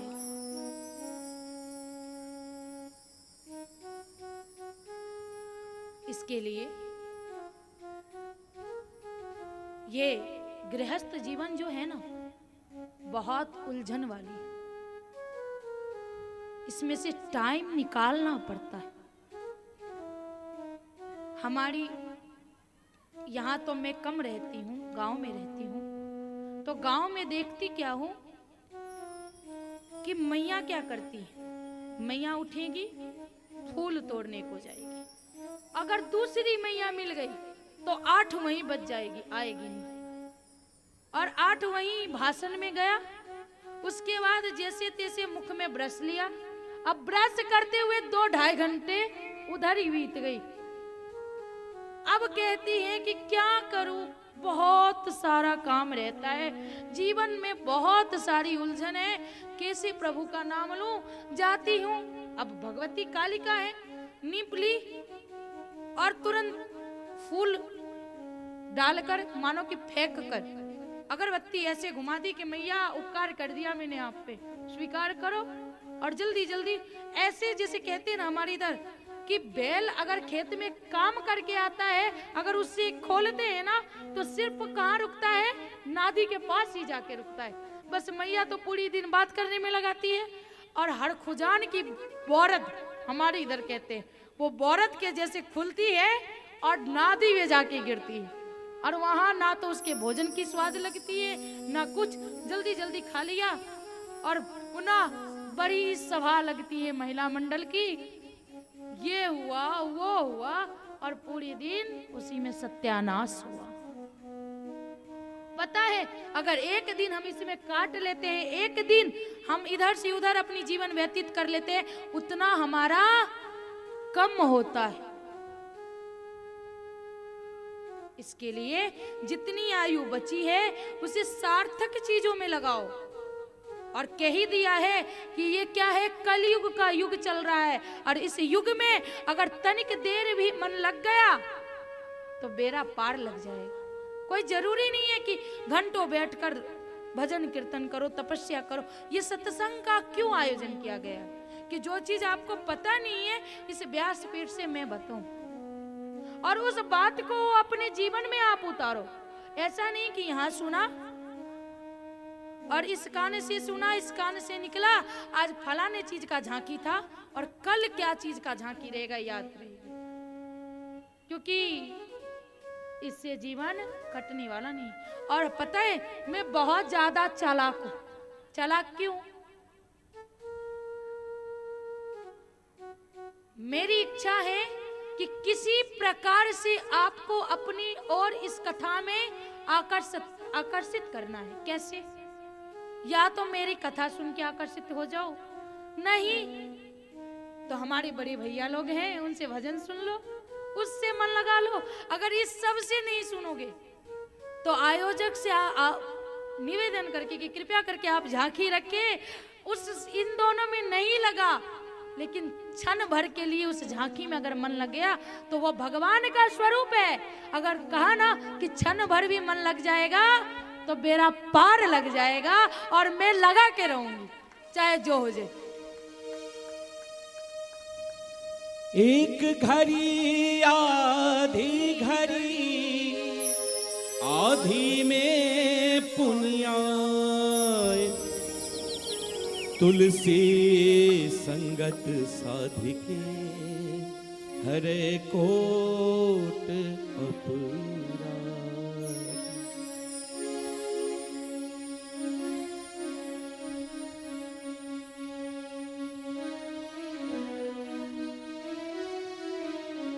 सुनी है गोकुल नगरिया, आजा आजा सवरिया।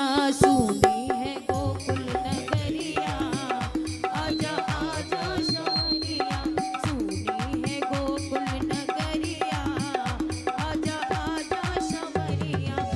आजा सवरिया मेरे आजा सवरिया, मेरे आजा सवरिया, आजा सवरिया मेरे आजा सवरिया। आजा सवरिया मेरे आजा सवरिया। सुनी है जय हो सुनी है राधे। सुनी है गोकुल नगरिया, आजा आजा सवरिया। सुनी है गोकुल नगरिया, आजा आजा सवरिया।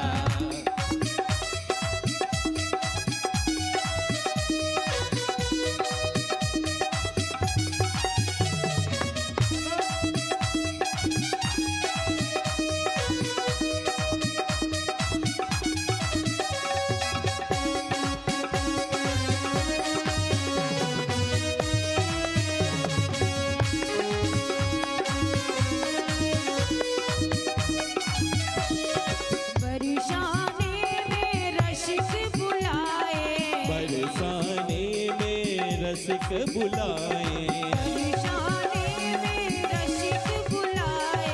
बरसाने में रसिक बुलाए। बाल बाल सब मिलजुल आए, बाल बाल सब मिलजुल आए, बाल बाल सब मिलजुल आए। बाल बाल सब मिलजुल आए। सखियाँ देखे डगरिया, राधे। आजा आजा सवरिया।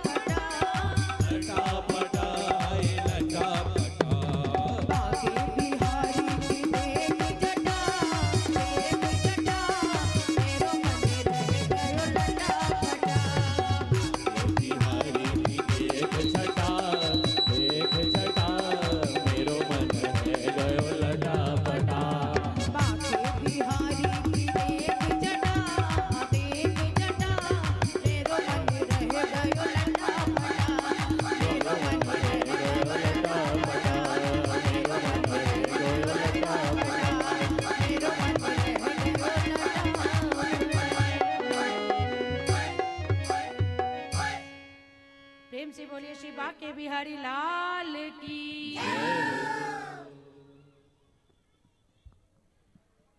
अब भजन इतनी सुंदर थी कि मैं भूल ही गई कि कथा कहाँ थी।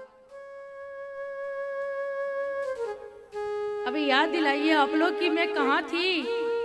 याद है कि आप लोग भी मेरे जैसे बस बांके बिहारी की छटा में घुस गए।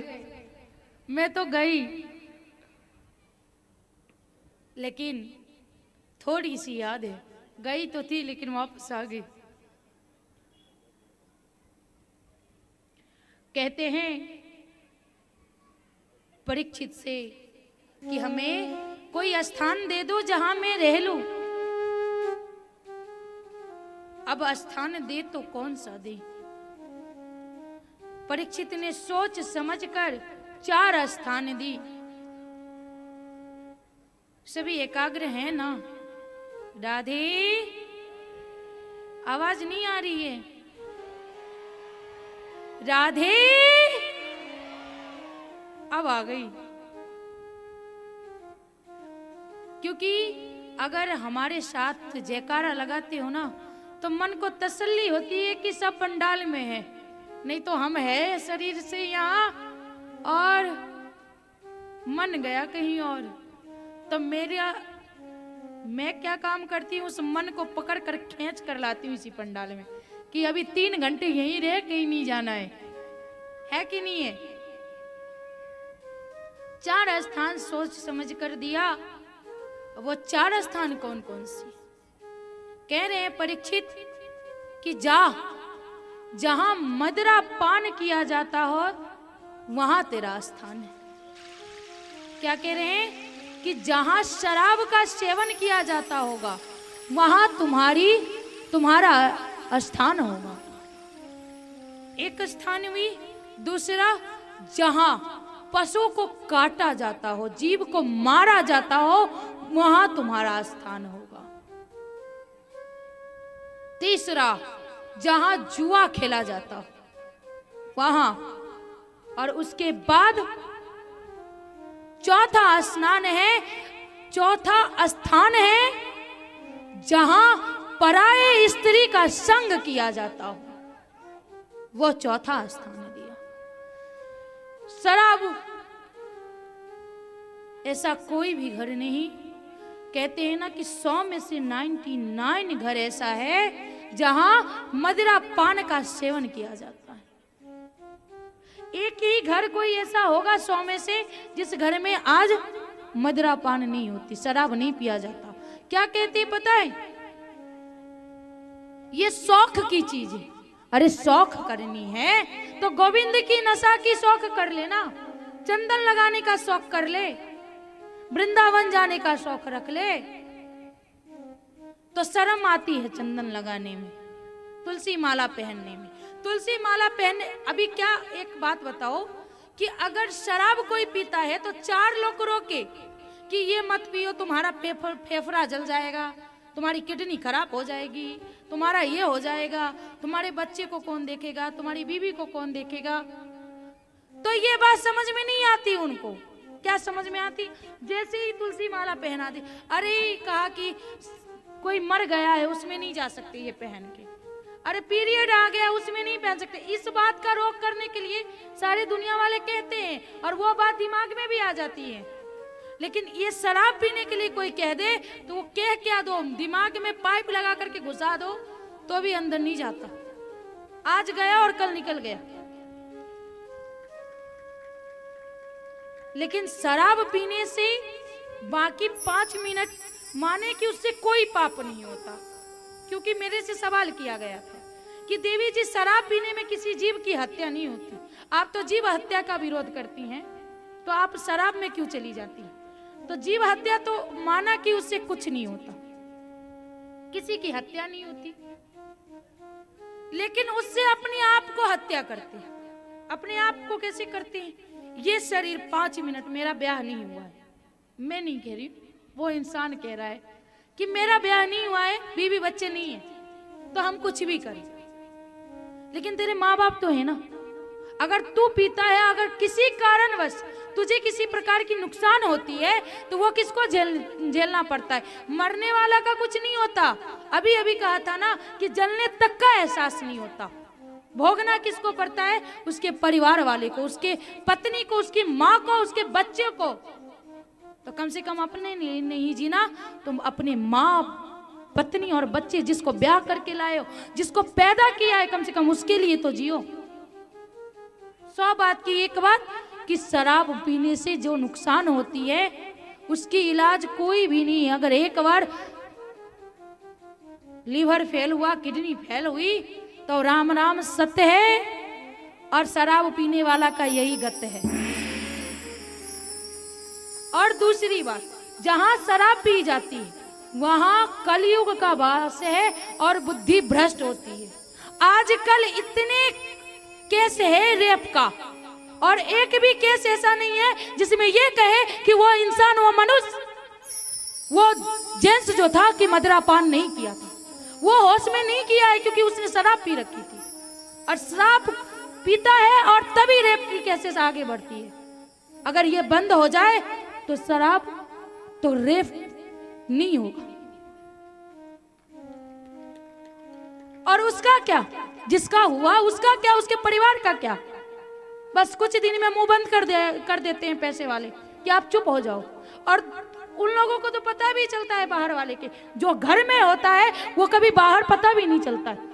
सच्ची बताए, लगेगी मिर्ची की जैसे सबको। अपने बाप से भी इस कलयुग में पर्दा करना पड़ रहा है।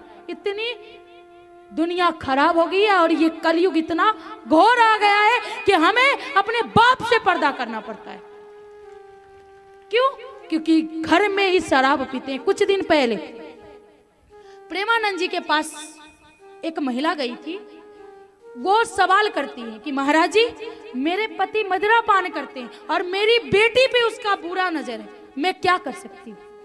बस उन्होंने कहा वैसे इंसान को जेल में डालो, क्योंकि वो घर में रहने के लिए उस लायक है ही नहीं। क्योंकि राक्षस का जगह जेल खाना है, उसमें बंद करो, थोड़ा ही दिन लगेगी, रात लगेगी, भेजा शांत हो जाएगा। ये ज्यादा दिन का बात नहीं, ये बस 10 दिन के अंदर की केस है। तो कितनी दुख की बात। और इस सब का जड़ कौन है? ये शराब है। और ये शराब की कंपनी को क्या कहूं।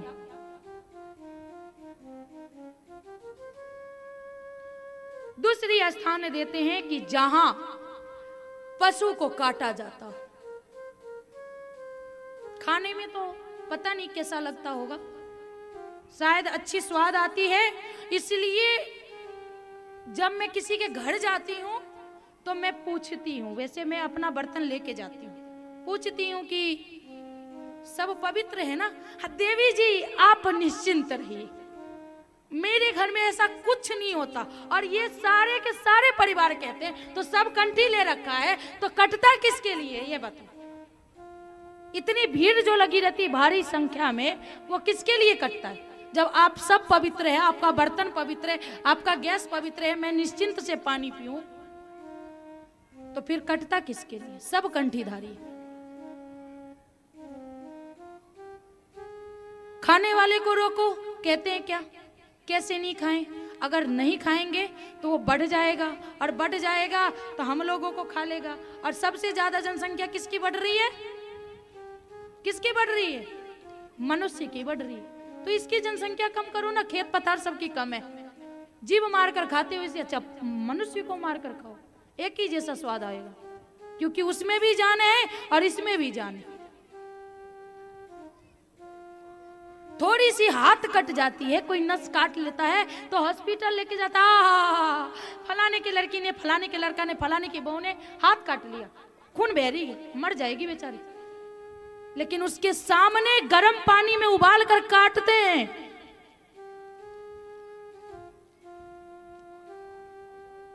तो उसे पीड़ा नहीं होती, उसे कष्ट नहीं होती। छोटी सी हाथ कटने से पीड़ा होती है, तो सोचो प्राण इतना सरलता से नहीं निकलता, उसे कितनी पीड़ा होती होगी। एक बार सोचना, ये मेरा आदेश है व्यासपीठ से कि घर जाना तो जो जो खाते हो ना, ईमानदारी पूर्वक सोचना कि अगर मेरा हाथ कटता है, मेरे सर में चोट लगती है तो पीड़ा होती है कि नहीं होती है, तो उस जीव को कितना होता होगा। और कहते हैं जहां दया नहीं वहां धर्म नहीं, निर्दयता के पास कोई धर्म नहीं होता, और हम कोई सनातनी नहीं है तब। और ऐसे भोले बाबा के जैसे पत्थर मूर्ति बन के मत रहो, उससे समझ में आ जाए तो बता देना, ना समझ में आए तो भी बता देना, क्योंकि ये बात समझने वाली है। हम सब मिलकर ये छोड़ सकते हैं। अभी अभी कहा था ना कि हाथी इतना बड़ा शरीर नहीं है मेरा, लेकिन हाथी का पेट भर जाता है, लेकिन हमारा पेट इस अन्न से पेट नहीं भरता, ताकि दूसरों को मार कर खाते। कहते हैं कि मुझे मन्नत है बलि चढ़ाने की, और ये नहीं कहते मैया जी ने सपने में कहा है कि बलि प्रदान करो, लेकिन मैया जी ये नहीं कहते कि मेरा मन है, खाए के मन करा अपना तो गोसाउन दिल की ना सपना। ये वाली बात कि खाने का मन अपना है तो कहते हैं कि मैया ने दर्शन दे दिया कि आप बलि दे दो मुझे, ये अपनी इच्छा की बात।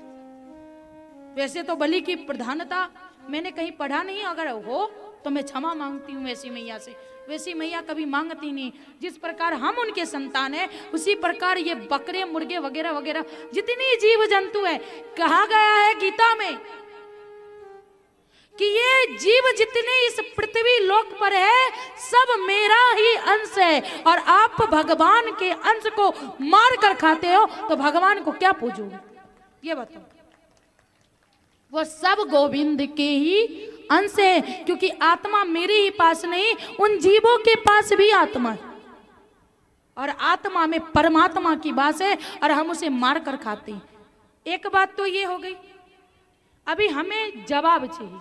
जवाब क्या चाहिए कि अगर हम शमशान घाट जाते हैं, शमशान घाट गए, कोई मर गया, मुर्दा को जलाने गए, मरा हुआ है, वहां जाने के बाद जब हम घर आते तो हम स्नान करते हैं कि नहीं करते, कि हम छुआ गए हैं, वो मरा हुआ शरीर था, उसमें संस्कार में गए तो स्नान करके अपने आप को पवित्र करते हैं, और अपने घर में अब जीव को मारते हैं, वो भी तो मुर्दा हुआ ना, उसे अपने घर में लाना, अपने किचन में जहां माता लक्ष्मी का वास है वहां पकाना। अब ये मत कर है ना कि हम लोग बालकनी में पकाते हैं।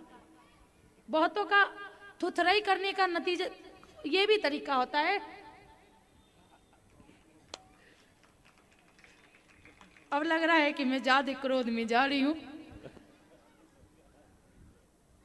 तो कहते हैं कि हम और उसे किचन में ला करके बनाना, उसे अपने बर्तन में पकाना, तब कोई शरीर में छुआछूत की भावना नहीं आती है, क्योंकि उसमें स्वाद है ना। कितना आनंद आता होगा। मैं कहती हूं अगर सच में आनंद आता हो तो मैं भी ये पद्धति छोड़ के आप लोगों के लाइन में आना चाहती हूँ। आनंद आता है क्या? आ जाऊं आप लोगों की लाइन में? नहीं आऊं तो आप मेरे लाइन में आ जाओ। आ रहे हो? आप लोग आ रहे हो? बस कुछ ही आ रहे, कुछ कोशिश करेंगे। चलो, कोशिश करने वाली की कभी हार नहीं होती, कोशिश ही करो और जीव हत्या बंद करो। अब जो हुआ सो हुआ, उतना जितना अधिकार हमें है जीने का, उतना ही अधिकार उस जीवों को भी है इस पृथ्वी पर जीने का। उसे अपना अधिकार दो। जैसे हम अधिकार के लिए लड़ते हैं ना कि हम बहू हैं इस घर के, उसी प्रकार वो भी इस पृथ्वी का जीव है, वो भी इसका अंश है, उसे भी जीने दो। इसलिए मैं फिर एक बार हाथ जोड़कर विनम्र निवेदन करूंगी कि कृपया करके जीव हत्या बंद करो, जितना हो सके उतना ही।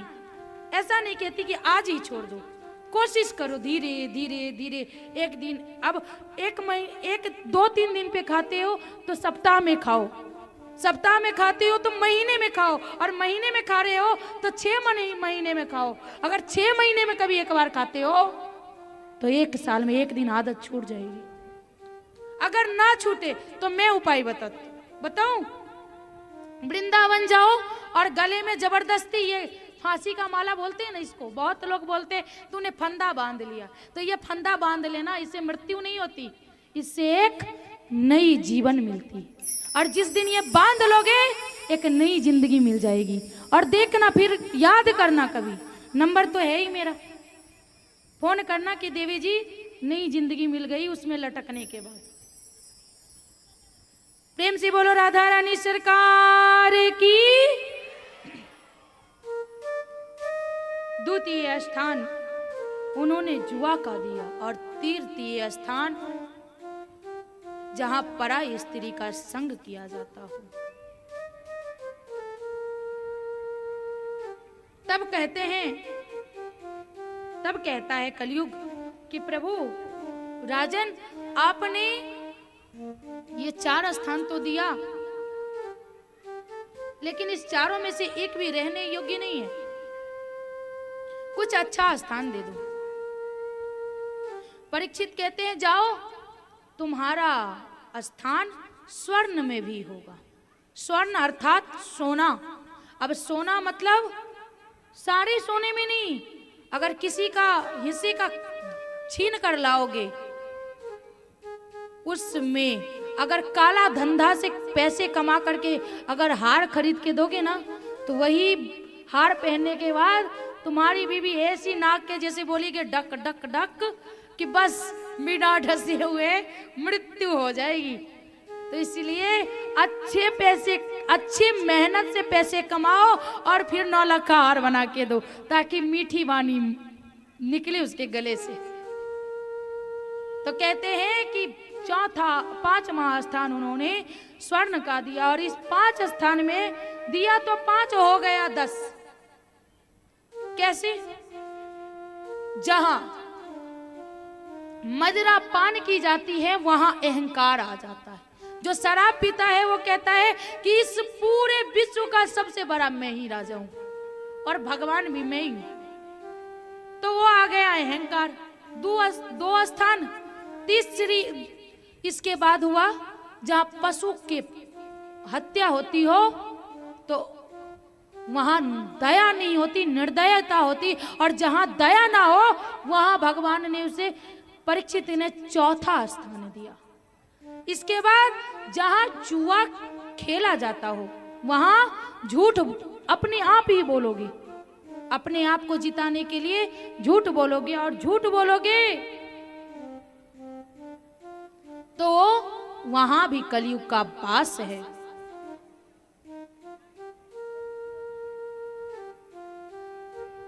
और जहां पराई स्त्री का संग करोगे वहां आसक्ति आती है, और आसक्ति आती है वहां आसक्ति में भी कलयुग का वास है। लगता है पूर्ण करूंगी फिर मैं।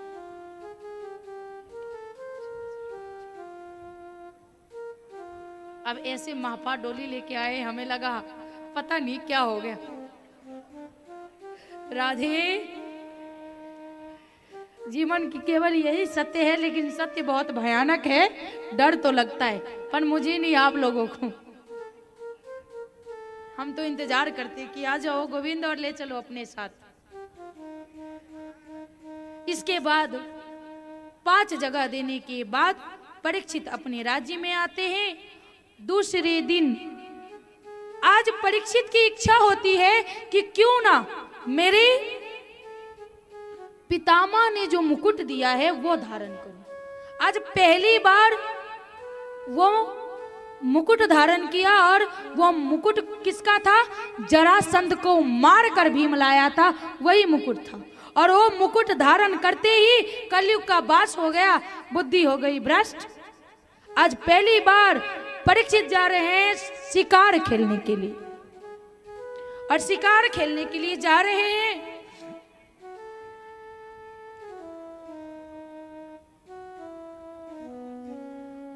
खेलते गर्मी की दिन थी, प्यास लगी तो उन्होंने देखा कि थोड़ा ही दूर पर समिक ऋषि का आश्रम है और समिक ऋषि के आश्रम में गए। उस समय समिक ऋषि जी ध्यान लगाए हुए थे।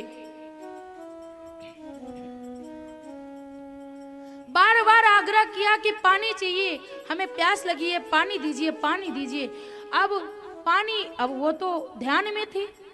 परीक्षित को अहंकार आया क्योंकि कलयुग का वास था। कहा इससे इतनी हिम्मत कि मैं पूरे विश्व का राजा और मुझे अपमान कर रहा है, मुझे पानी नहीं दिया। क्रोध में आकर के उसने सामने देखा कि एक मरा हुआ सांप पड़ा हुआ है। अपने बाण की नोक पर उस सांप को उठाया और समिक ऋषि के गले में डाल दिया। जैसे ही समिक ऋषि के गले में डाला, उनके शिष्य गए उनके पुत्र श्रृंगी ऋषि के पास और कहा कि पता है आपको कि एक राजा आया था और वो आपके पिता यानी हमारे गुरु को अपमान किया है, और अल्प आयु में ज्ञान होने के कारण श्रृंगी ऋषि ने अंजलि में जल लिया और श्राप दिया कि जिसने मेरे पिता का अपमान किया हो उसका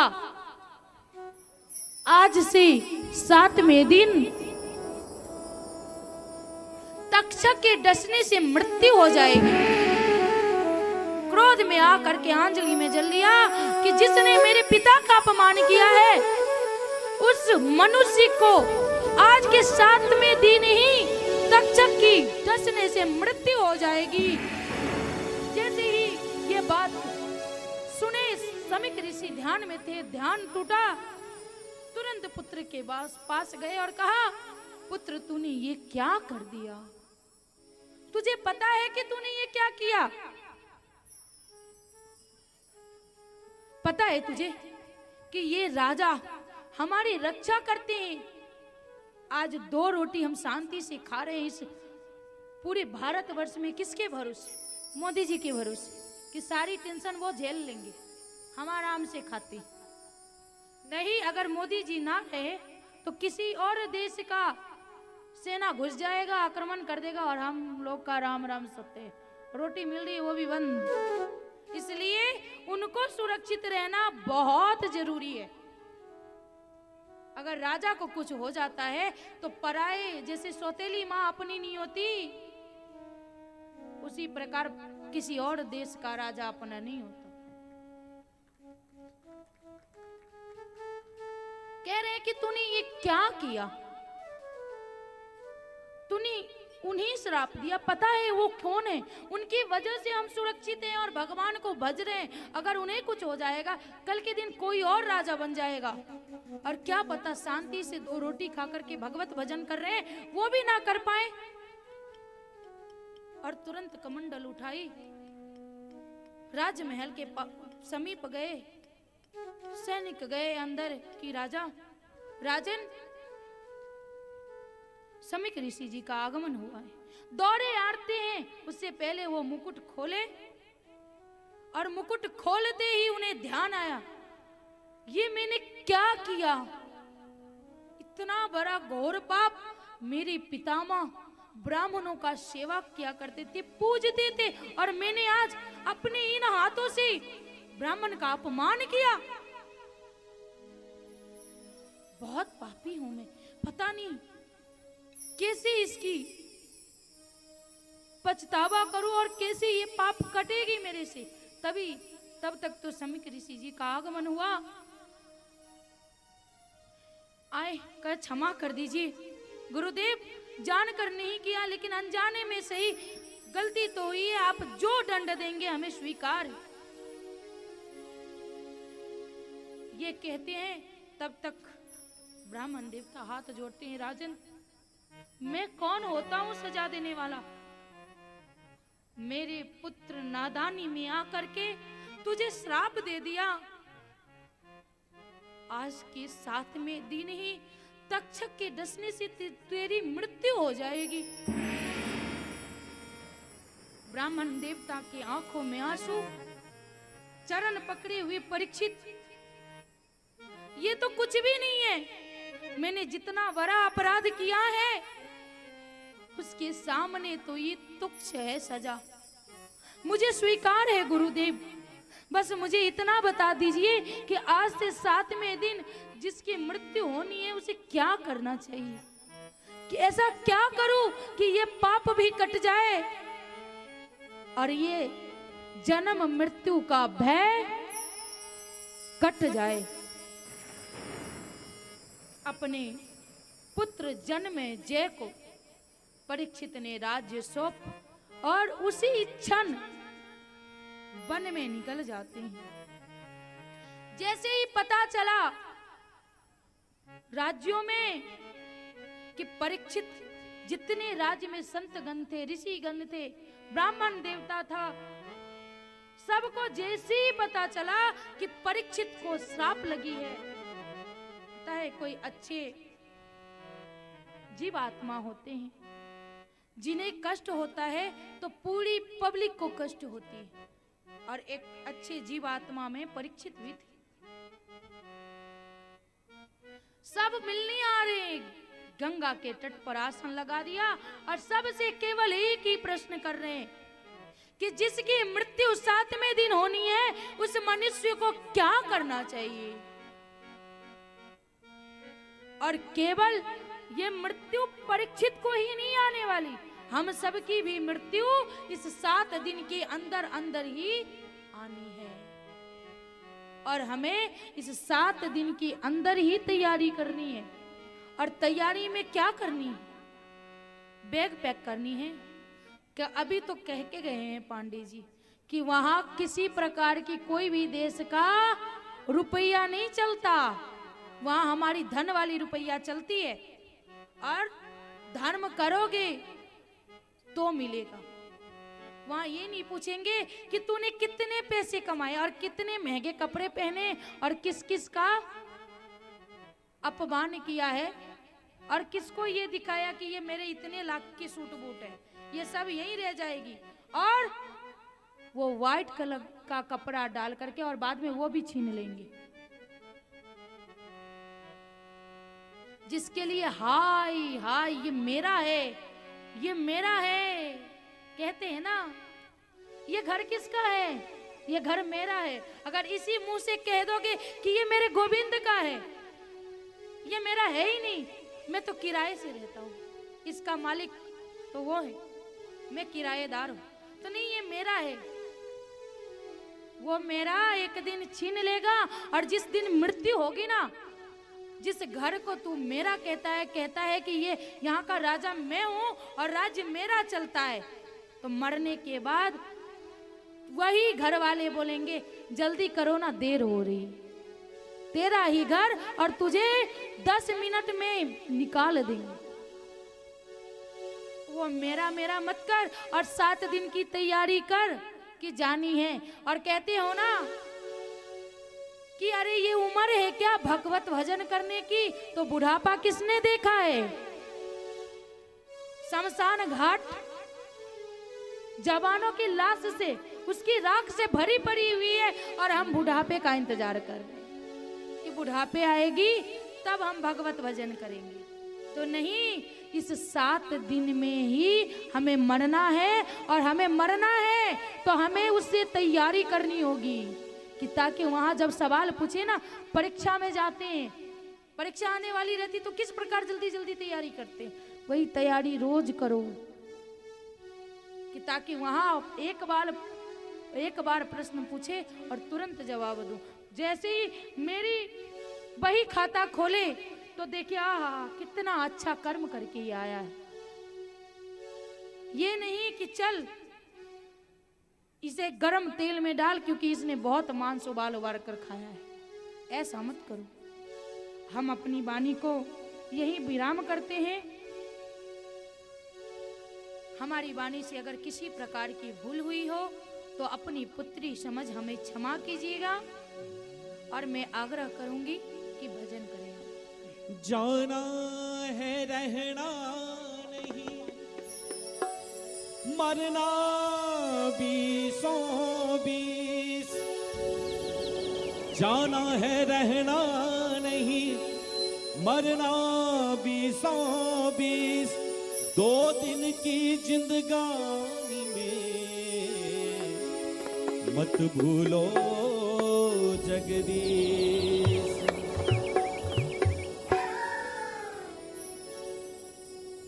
हेलो, अब सभी लोग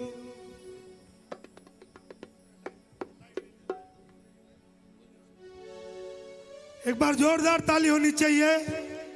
आदित्य दिवस की कथा पछी आवजो की तरफ जा रही है, क्योंकि जीवन में हम सब लोगों ने कुछ पाया है तो धर्म से ही पाया है, बाकी सब खोना है। हमारे भी जब भी पर्यावरण संरक्षण की बात कर रहे थे, जरा वो स्लिप दे देना मेरे को, वहां शायद गिरा होगा। तो पर्यावरण संरक्षण, जैसे दीदी जी ने आज बहुत अच्छी बात कही कि जीव पर दया करो। धरती पर 33 कोटि देवता और 84 लाख योनि विराजमान है, तीनों लोग 14 भुवन में, तो सबका जीने का हक है। उसी तरह अगर हम, विजय भाई आप आ जाइए आपके प्रोग्राम के लिए, आप वीडियो कर लीजिए। विजय तुलश्याम जी, कुछ हमारे अतिथि आए हैं जो कि हमारे लिए अति प्रिय हैं, वो आकर के आशीर्वाद प्राप्त करेंगे, आशीर्वाद प्राप्त करेंगे। हमारे बीच आए हैं संतोष सिंह जी, जिनका आज जन्मदिन है, और भाई साहब बहुत पुराने राधे राधे प्रेमी। करीब 20 साल पहले जब मैं एंकरिंग करता था, तब भी हर कथा में रह करके पहुंच करके बड़े सहयोगी भावना से आते थे, और आज उनका जन्मदिन है। मेरी तरफ से आपको जन्मदिन मुबारक हो, और अंग्रेजी में कहते हैं कि हैप्पी बर्थडे टू यू। जोरदार ताली। सोना सिंह जी बरेली से, मनोज सिंह जी बरेली से, भुवनेश्वर कुशवाहा चलथान, मदन यादव श्रीनिवास, अरुण मंडल बरेली, लाला भाई राधापुरम के आए हुए हैं। इन्होंने भी बरेली की कथा में बहुत बड़े सहयोगी रह करके बड़ा नेक कार्य और पुनीत किया था। आपका स्वागत है। कमेटी मेंबर में से लाला भाई राधापुरम, जितेश सिंह कड़ोदरा, कृष्णा यादव श्रीनिवास, संतोष कुमार अवस्थी, नीरज सिंह, चुनमन सिंह, भूपेश सिंह श्रीनिवास, मंटू सिंह, महालक्ष्मी कड़ोदरा, सूर्यकांत पांडुरंग श्रीनिवास, बजरंगी सिंह, पूरन सिंह, और जेपी पाठक जी की तरफ से व्यक्तिगत 31 किलो आटा और 10 केजी आलू आया। उसके बाद वो गुरु कृपा बिल्डिंग, ए बिल्डिंग 2300 रुपया। जोरदार ताली। वाह, श्रीनिवास में 25 बिल्डिंग है, एक बिल्डिंग 2300 दिया, बाजू वाले 4600 का कंपटीशन करके आइए और श्रीमद् भागवत कथा में दान करके अपने बिल्डिंग का नाम कमाइए। अपने अपने बिल्डिंग के लिए जोरदार ताली होनी चाहिए। हमारा पर्यावरण संरक्षण में भाई, जिस तरह कुंभ मेला में गिनीज वर्ल्ड विजय जी आ चुके हो क्या आप? कुंभ मेला में गिनीज वर्ल्ड रिकॉर्ड में नाम आया है सफाई में। यहाँ के भी लोगों ने इसे योगदान दिया था, थाली दिया था, गिलास दिया था कि पत्तल धोना यूज न हो, क्योंकि रोज का 800 टन कचरा निकलता था पहले। अब बताइए एक महीने में कितना कचरा होगा। उसको दूर करने के लिए प्रशासन ने इतनी अच्छी व्यवस्था की, क्योंकि पर्यावरण बचे। ये प्लास्टिक की धरती हो जाएगी, अपनी आने वाली पीढ़ी को हम क्या खाती दे रहे हैं? ये जहर देने वाले हैं। विजय जी आप आइए, आपका चैप्टर कवर किया था, तब मैं ले लेता हूं। तो हम सब लोग यहां पर पहुंच करके इस धरती पर आने वाली पीढ़ी को पर्यावरण दे। ये इतना गंभीर विषय है, कोई सोचता नहीं। हर आदमी जाके बाजार में थैली लाता है और घर के बाहर फेंक देता है, जिससे मच्छर दौड़ बढ़ते हैं और हमारे इस धरती का 100 ग्राम पानी कम हो जाता है एक थैली से। तो हम आगे आने वाली पीढ़ी तो दिए हैं कि समस्या। विजय जी आपको टाइम नहीं है तो बाद में मिलिए, तो करिए क्या मजा। पर्यावरण संरक्षण गतिविधि सूरत महानगर, पर्यावरण संरक्षण गतिविधि सूरत महानगर। आइए मिलकर छोटे छोटे प्रयासों से पर्यावरण को बचाएं। बहुत छोटा छोटा प्रयास इनकी दी हुई है। सूरज दादा, अंजू मिश्रा सम्राट, आप आइए। हमारे सूरज दादा गुस्सा है, धरती माता रूठी है, मछली जल की रानी है, बात सरासर झूठी है। सारी नदियां सूखी हैं, नहर वावड़ी भूखी हैं, अब पीने को ना पानी, मछली जल की रानी ना। हे प्रभु हमको पानी दे, पानी दे, जिंदगानी दे। सच है, जोरदार ताली होनी चाहिए। जाइए, नहर बावड़ी सब सूख गई है, पानी खत्म हो गया है। समाधान घर घर सबके जाना है, जनमानस को जगाना है, पर्यावरण के संरक्षण का प्रहरी सबको बनाना है। परोपकारी वृक्षदेव को मिलकर आज उगाएंगे, संरक्षण और संवर्धन की सम्यक योजना बनाएंगे। हरे भरे वृक्षों से निर्मित हरा भरा हो सारा संसार। जल संग्रह को शुरू करेंगे, जल स्तर को बढ़ाएंगे, जीवन रक्षक जल को हम सब मिलकर आज बचाएंगे। जल ही जीवन है हमारा, जल रक्षा संकल्प करें। जोरदार ताली होनी चाहिए। एक हम सब लोगों के जीवन का जुड़ा हुआ पहलू है। आज मां काली आने वाली है। कहते हैं धरती पर महिषासुर मर्दनी ने मर्दन करके राक्षसों का वध करके राक्षस विहीन किया। वह नव दुर्गा का रूप जिसमें काली रूप में जानी गई, वो काली के रूप को हम सब आज देखेंगे। लेकिन उसके साथ हमारे गेट पे सामने भी एक बोतल पानी इधर भी है, जिसे भी पानी पीना हो पी सकता है। काफी लोग पानी के लिए परेशान है और कार्यकर्ताओं से अनुरोध करूंगा कि पानी का बोतल बढ़ाए। और बबलू सिंह जी ने कहा कि 15 बोतल और बढ़ा दिया है। तो आप लोग बच्चे पानी पीजिए और श्रीमद् भागवत कथा का और भी 5 दिनों का आनंद लीजिए। हम सब लोगों के बीच में चलिए, थोड़ा सा टाइम है तो मैं कॉमेडी एक कर देता हूं। अभी कल्पवास चल रहा है महाकुंभ में, और महाकुंभ में 2 जोड़े आए अपना कल्पवास करने, लेकिन उनके जेठ जी का नाम सीताराम था। तो हमारे यहाँ प्रथा है जेठ जी का नाम नहीं लेते हैं। तो उन्होंने बोला कि पंडित जी बोले रोज सुबह शाम सीताराम करो, तो उनको लगा कि सीताराम ही बोलना है। तो उनके लड़के का नाम था गप्पू। तो सुबह से उठ कर चिल्लाने लगी गप्पू बाबू, गप्पू बाबू। सब उठ बैठे, भाई ये क्या नाम है? बोले भाई ऐसा है कि मेरे जेठ जी का नाम वही राम है, नाम है, नाम ना ले सकती हूँ। उनके लड़के का नाम गप्पू है, तो उनके पिताजी हुए तो गप्पू बाबू कह रही हूं मैं। तो जोरदार ताली। ये हल्का मीठा टहुका था जो जीवन को छू जाता है। ये जीवन का है भोलापन, यही रस हमारे उस पवित्र माटी से आता है। आज मैंने सुबह सुबह न्यूज देखा तो उसमें था कि महाकुंभ में 51 करोड़ लोग चले गए। दुनिया के 15 मात्र ऐसे देश हैं जिनकी जनसंख्या 50 करोड़ है। हम दुनिया के 336 देशों में 15 करोड़ जैसा देश, तो हमारा जा करके महाकुंभ में डुबकी लगाया। यह सनातन की ताकत है, यह सनातन विरासत है हमारा।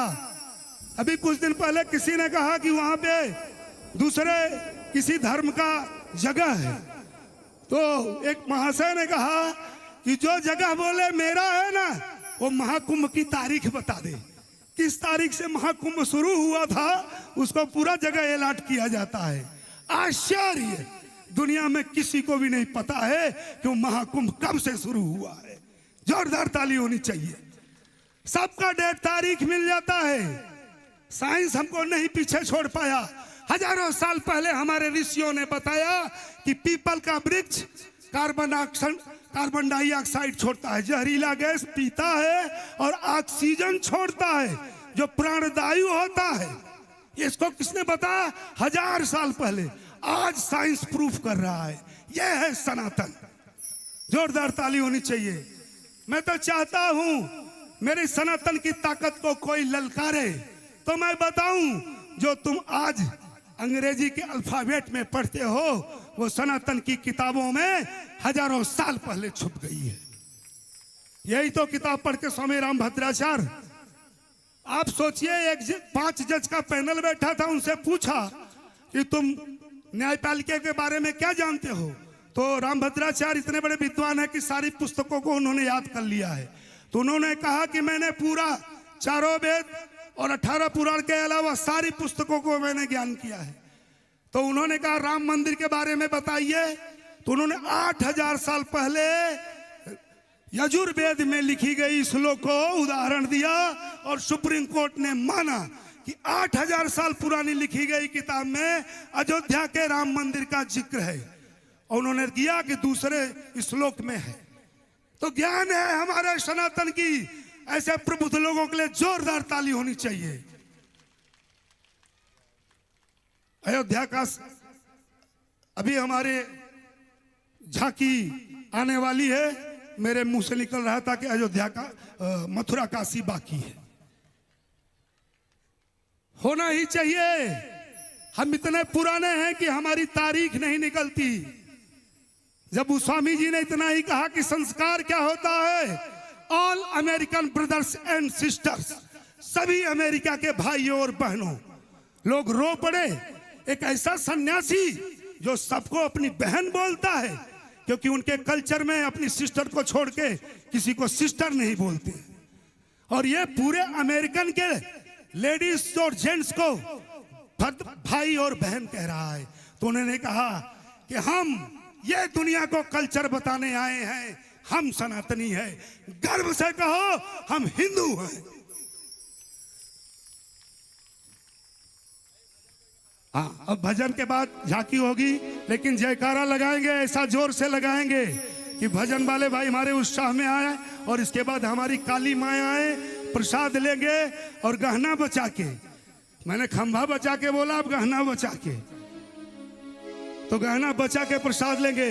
बोलो राधा रानी सरकार की, बोलो राधा रानी सरकार की, बोलो भारत माता की, भारत माता की, बोलो सोमेश्वर महादेव की, बोलो देवी भव्या झा की, बोलो जय श्री राम, जय श्री राम, जय श्री राम, जय जय श्री राधे श्याम। हमारे भैया अभी ने अयोध्या के बारे में जो चर्चा की वो सराहनीय की। एक बार जोरदार ताली हमारे शैलेश पांडे जी के लिए। इसी पे मुझे गीत आ गया, मेरे मन में रहने गया, मैं वहां से बैठा चला आया। कहना क्या है? जो राम को लाए हैं हम उनको लाएंगे, जो राम को लाए हैं हम उनको लाएंगे, कि दुनिया में फिर से हम, यूपी में फिर से हम भगवा लहराएंगे, दुनिया में फिर से हम भगवा लहराएंगे।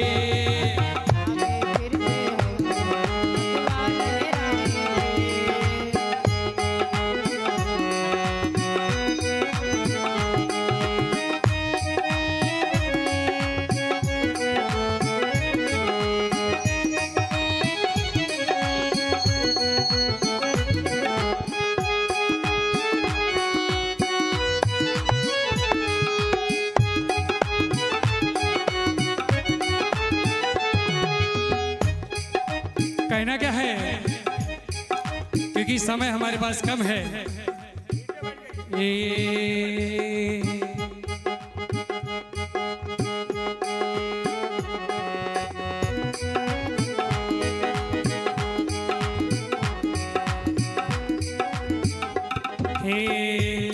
अयोध्या भी सजा दी है, काशी भी सजा दी है, अयोध्या भी सजा दी है, काशी भी सजा दी है, अयोध्या भी सजा दी है, काशी भी सजा दी है, अयोध्या भी सजा दी है, काशी भी सजा दी है।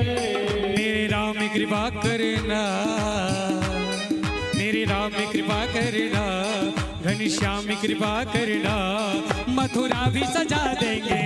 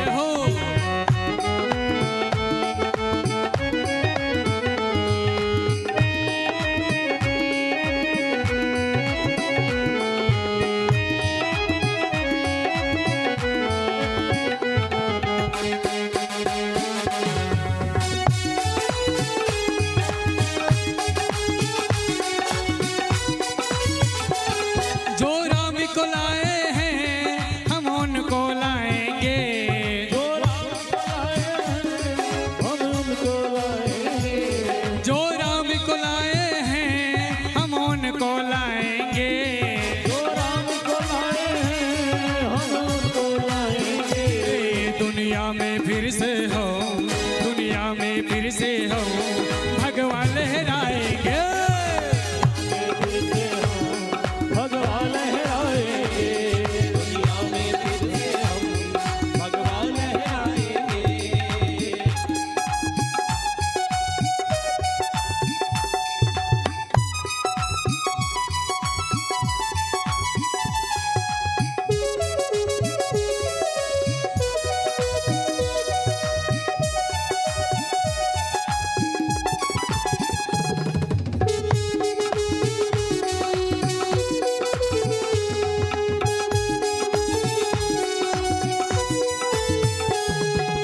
इसी में एक लाइन भाव है हमारी देवी जी के लिए, कहना है देवी जी आई हैं, देवी जी आएंगी, देवी जी आई हैं, देवी जी आएंगी। श्रीनिवास के प्रांगण में, श्रीनिवास के प्रांगण में भागवत गुण आएंगे।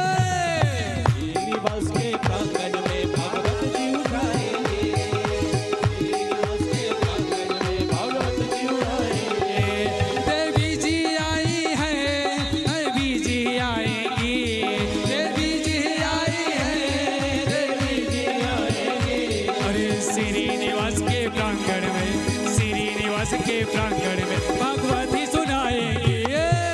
श्रीनिवास के प्रांगण में भागवत जी गाएंगे। जो राम को लाए हैं हम उनको लाएंगे, जो राम को लाए हैं हम उनको लाएंगे। कि दुनिया में फिर से हम, दुनिया में फिर से हम भगवान लहराएंगे। फिर से भगवान लहराएंगे, जय हो। फिर से हम भगवान लहराएंगे। दुनिया में फिर से हम भगवान लहराएंगे। दुनिया में फिर से हम भगवान लहराएंगे, दुनिया में फिर से हम भगवान लहराएंगे। हर घर में बस एक ही नाम, हर घर में बस एक ही नाम, एक ही नारा गूंजेगा। मेरी भारत का, मेरी भारत का बच्चा बच्चा जय जय श्री राम बोलेगा। मेरे भारत का बच्चा बच्चा जय जय श्री राम बोलेगा। भारत का बच्चा बच्चा जय जय श्री राम बोलेगा। जय जय श्री राम बोलेगा।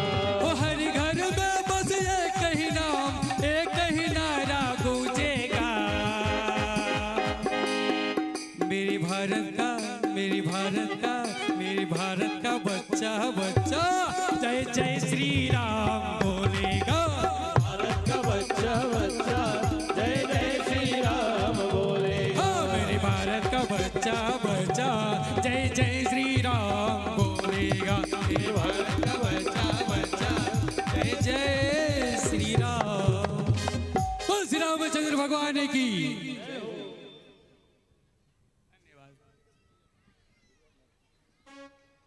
प्रेम से बोलिए राधा रानी सरकार की जय हो। कृष्ण कन्हैया लाल की बोल अम्बे मात की जय हो। और ये मैया रानी की बड़ी सुंदर सी झांकी हम सारे भक्तों के बीच में आ रही है।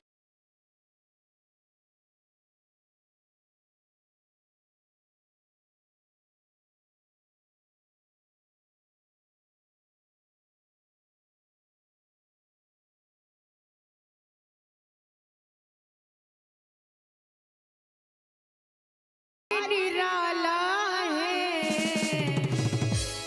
अरे देखो मेरी मैया का दरबार निराला है। अरे आया, अरे आया, अरे आया है दरबार में जो बड़ा किस्मत वाला है। अरे आया है दरबार में बड़ा किस्मत वाला है। देखो मेरी मैया का, देखो मेरी मैया का दरबार निराला है। देखो मेरी मैया का दरबार निराला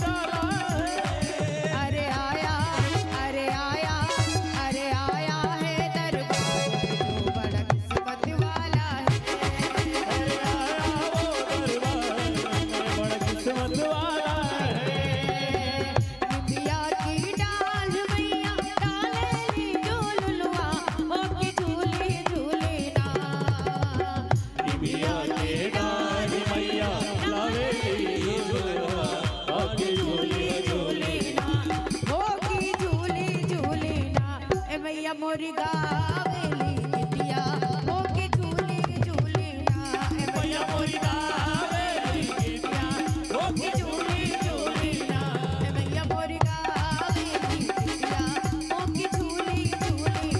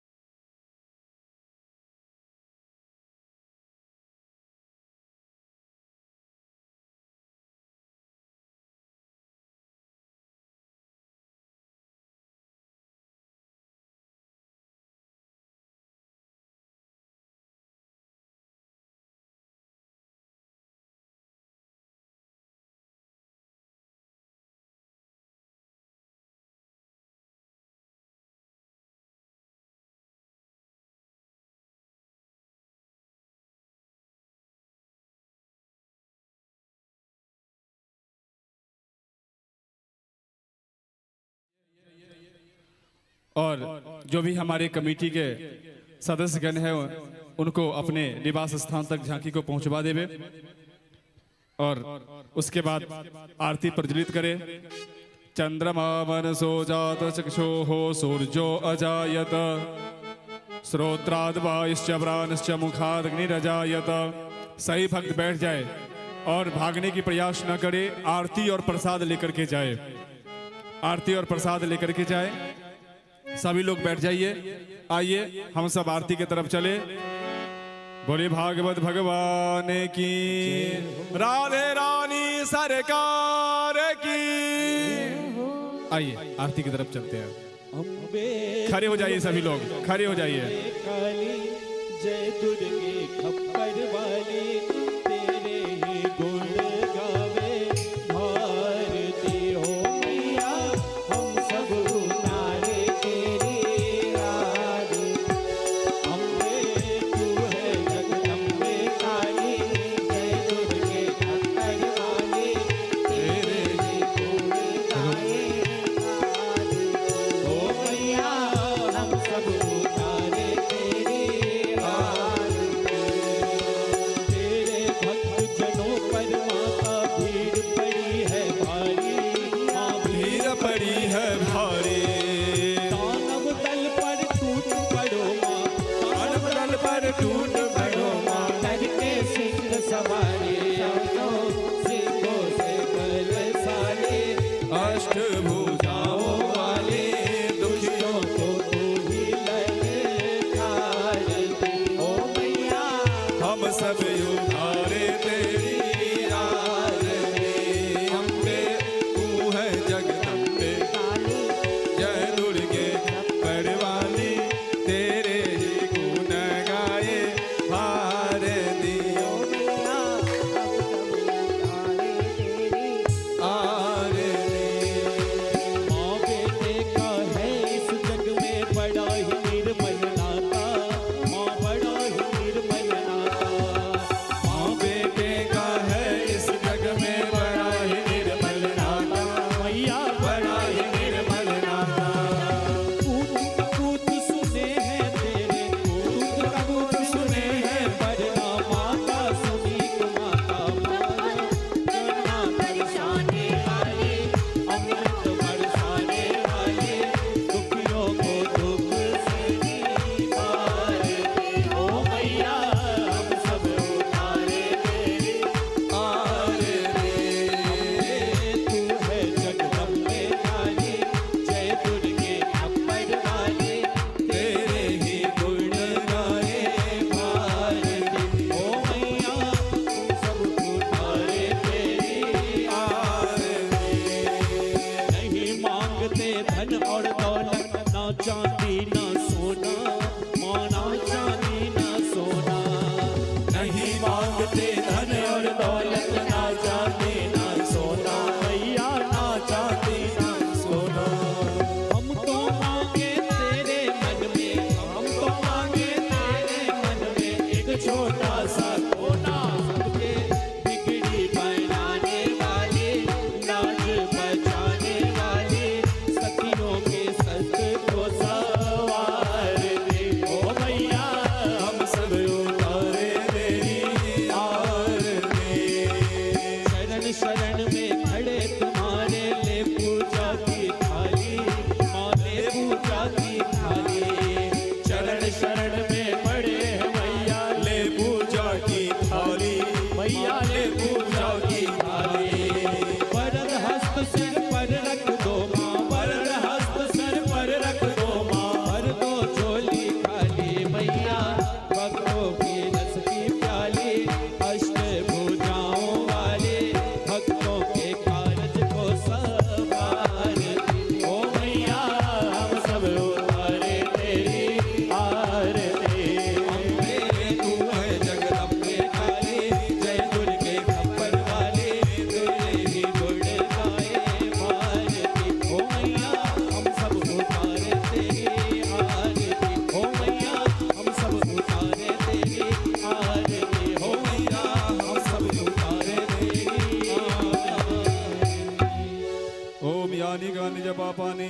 मण्डलकृतानि च तानि सर्वाणि नश्यन्तो प्रदक्षिणां पदे पदे पुष्प ही देवताय वंदनम सर्वदेवताय वंदनम दशुर्दीक्षोय वंदनम आत्माभिवंदनम ब्रह्मात्माभिवंदनम गुरोड़ि वंदनम मा स्वात्म कल्याणार्थे आत्मा अभिवंदनम मा स्वात्म कल्याणार्थे आत्माभिवंदनम मा स्वयं आरती ले ले। आरती लेने के बाद हाथ धो ले, हाथ में पुष्प ले ले, मंत्र पुष्पांजलि करे। ओम जज्ञेन जज्ञमयजन्त देवास्तानि धर्माणि प्रथमान्यासन्न ते हनाकं महिमानः सचन्त यत्र पूर्वे साध्याः शन्ति देवाः। त्वमेव माता च पिता त्वमेव बन्धुश्च सखा त्वमेव विद्या द्रविणं त्वमेव सर्वं मम देव।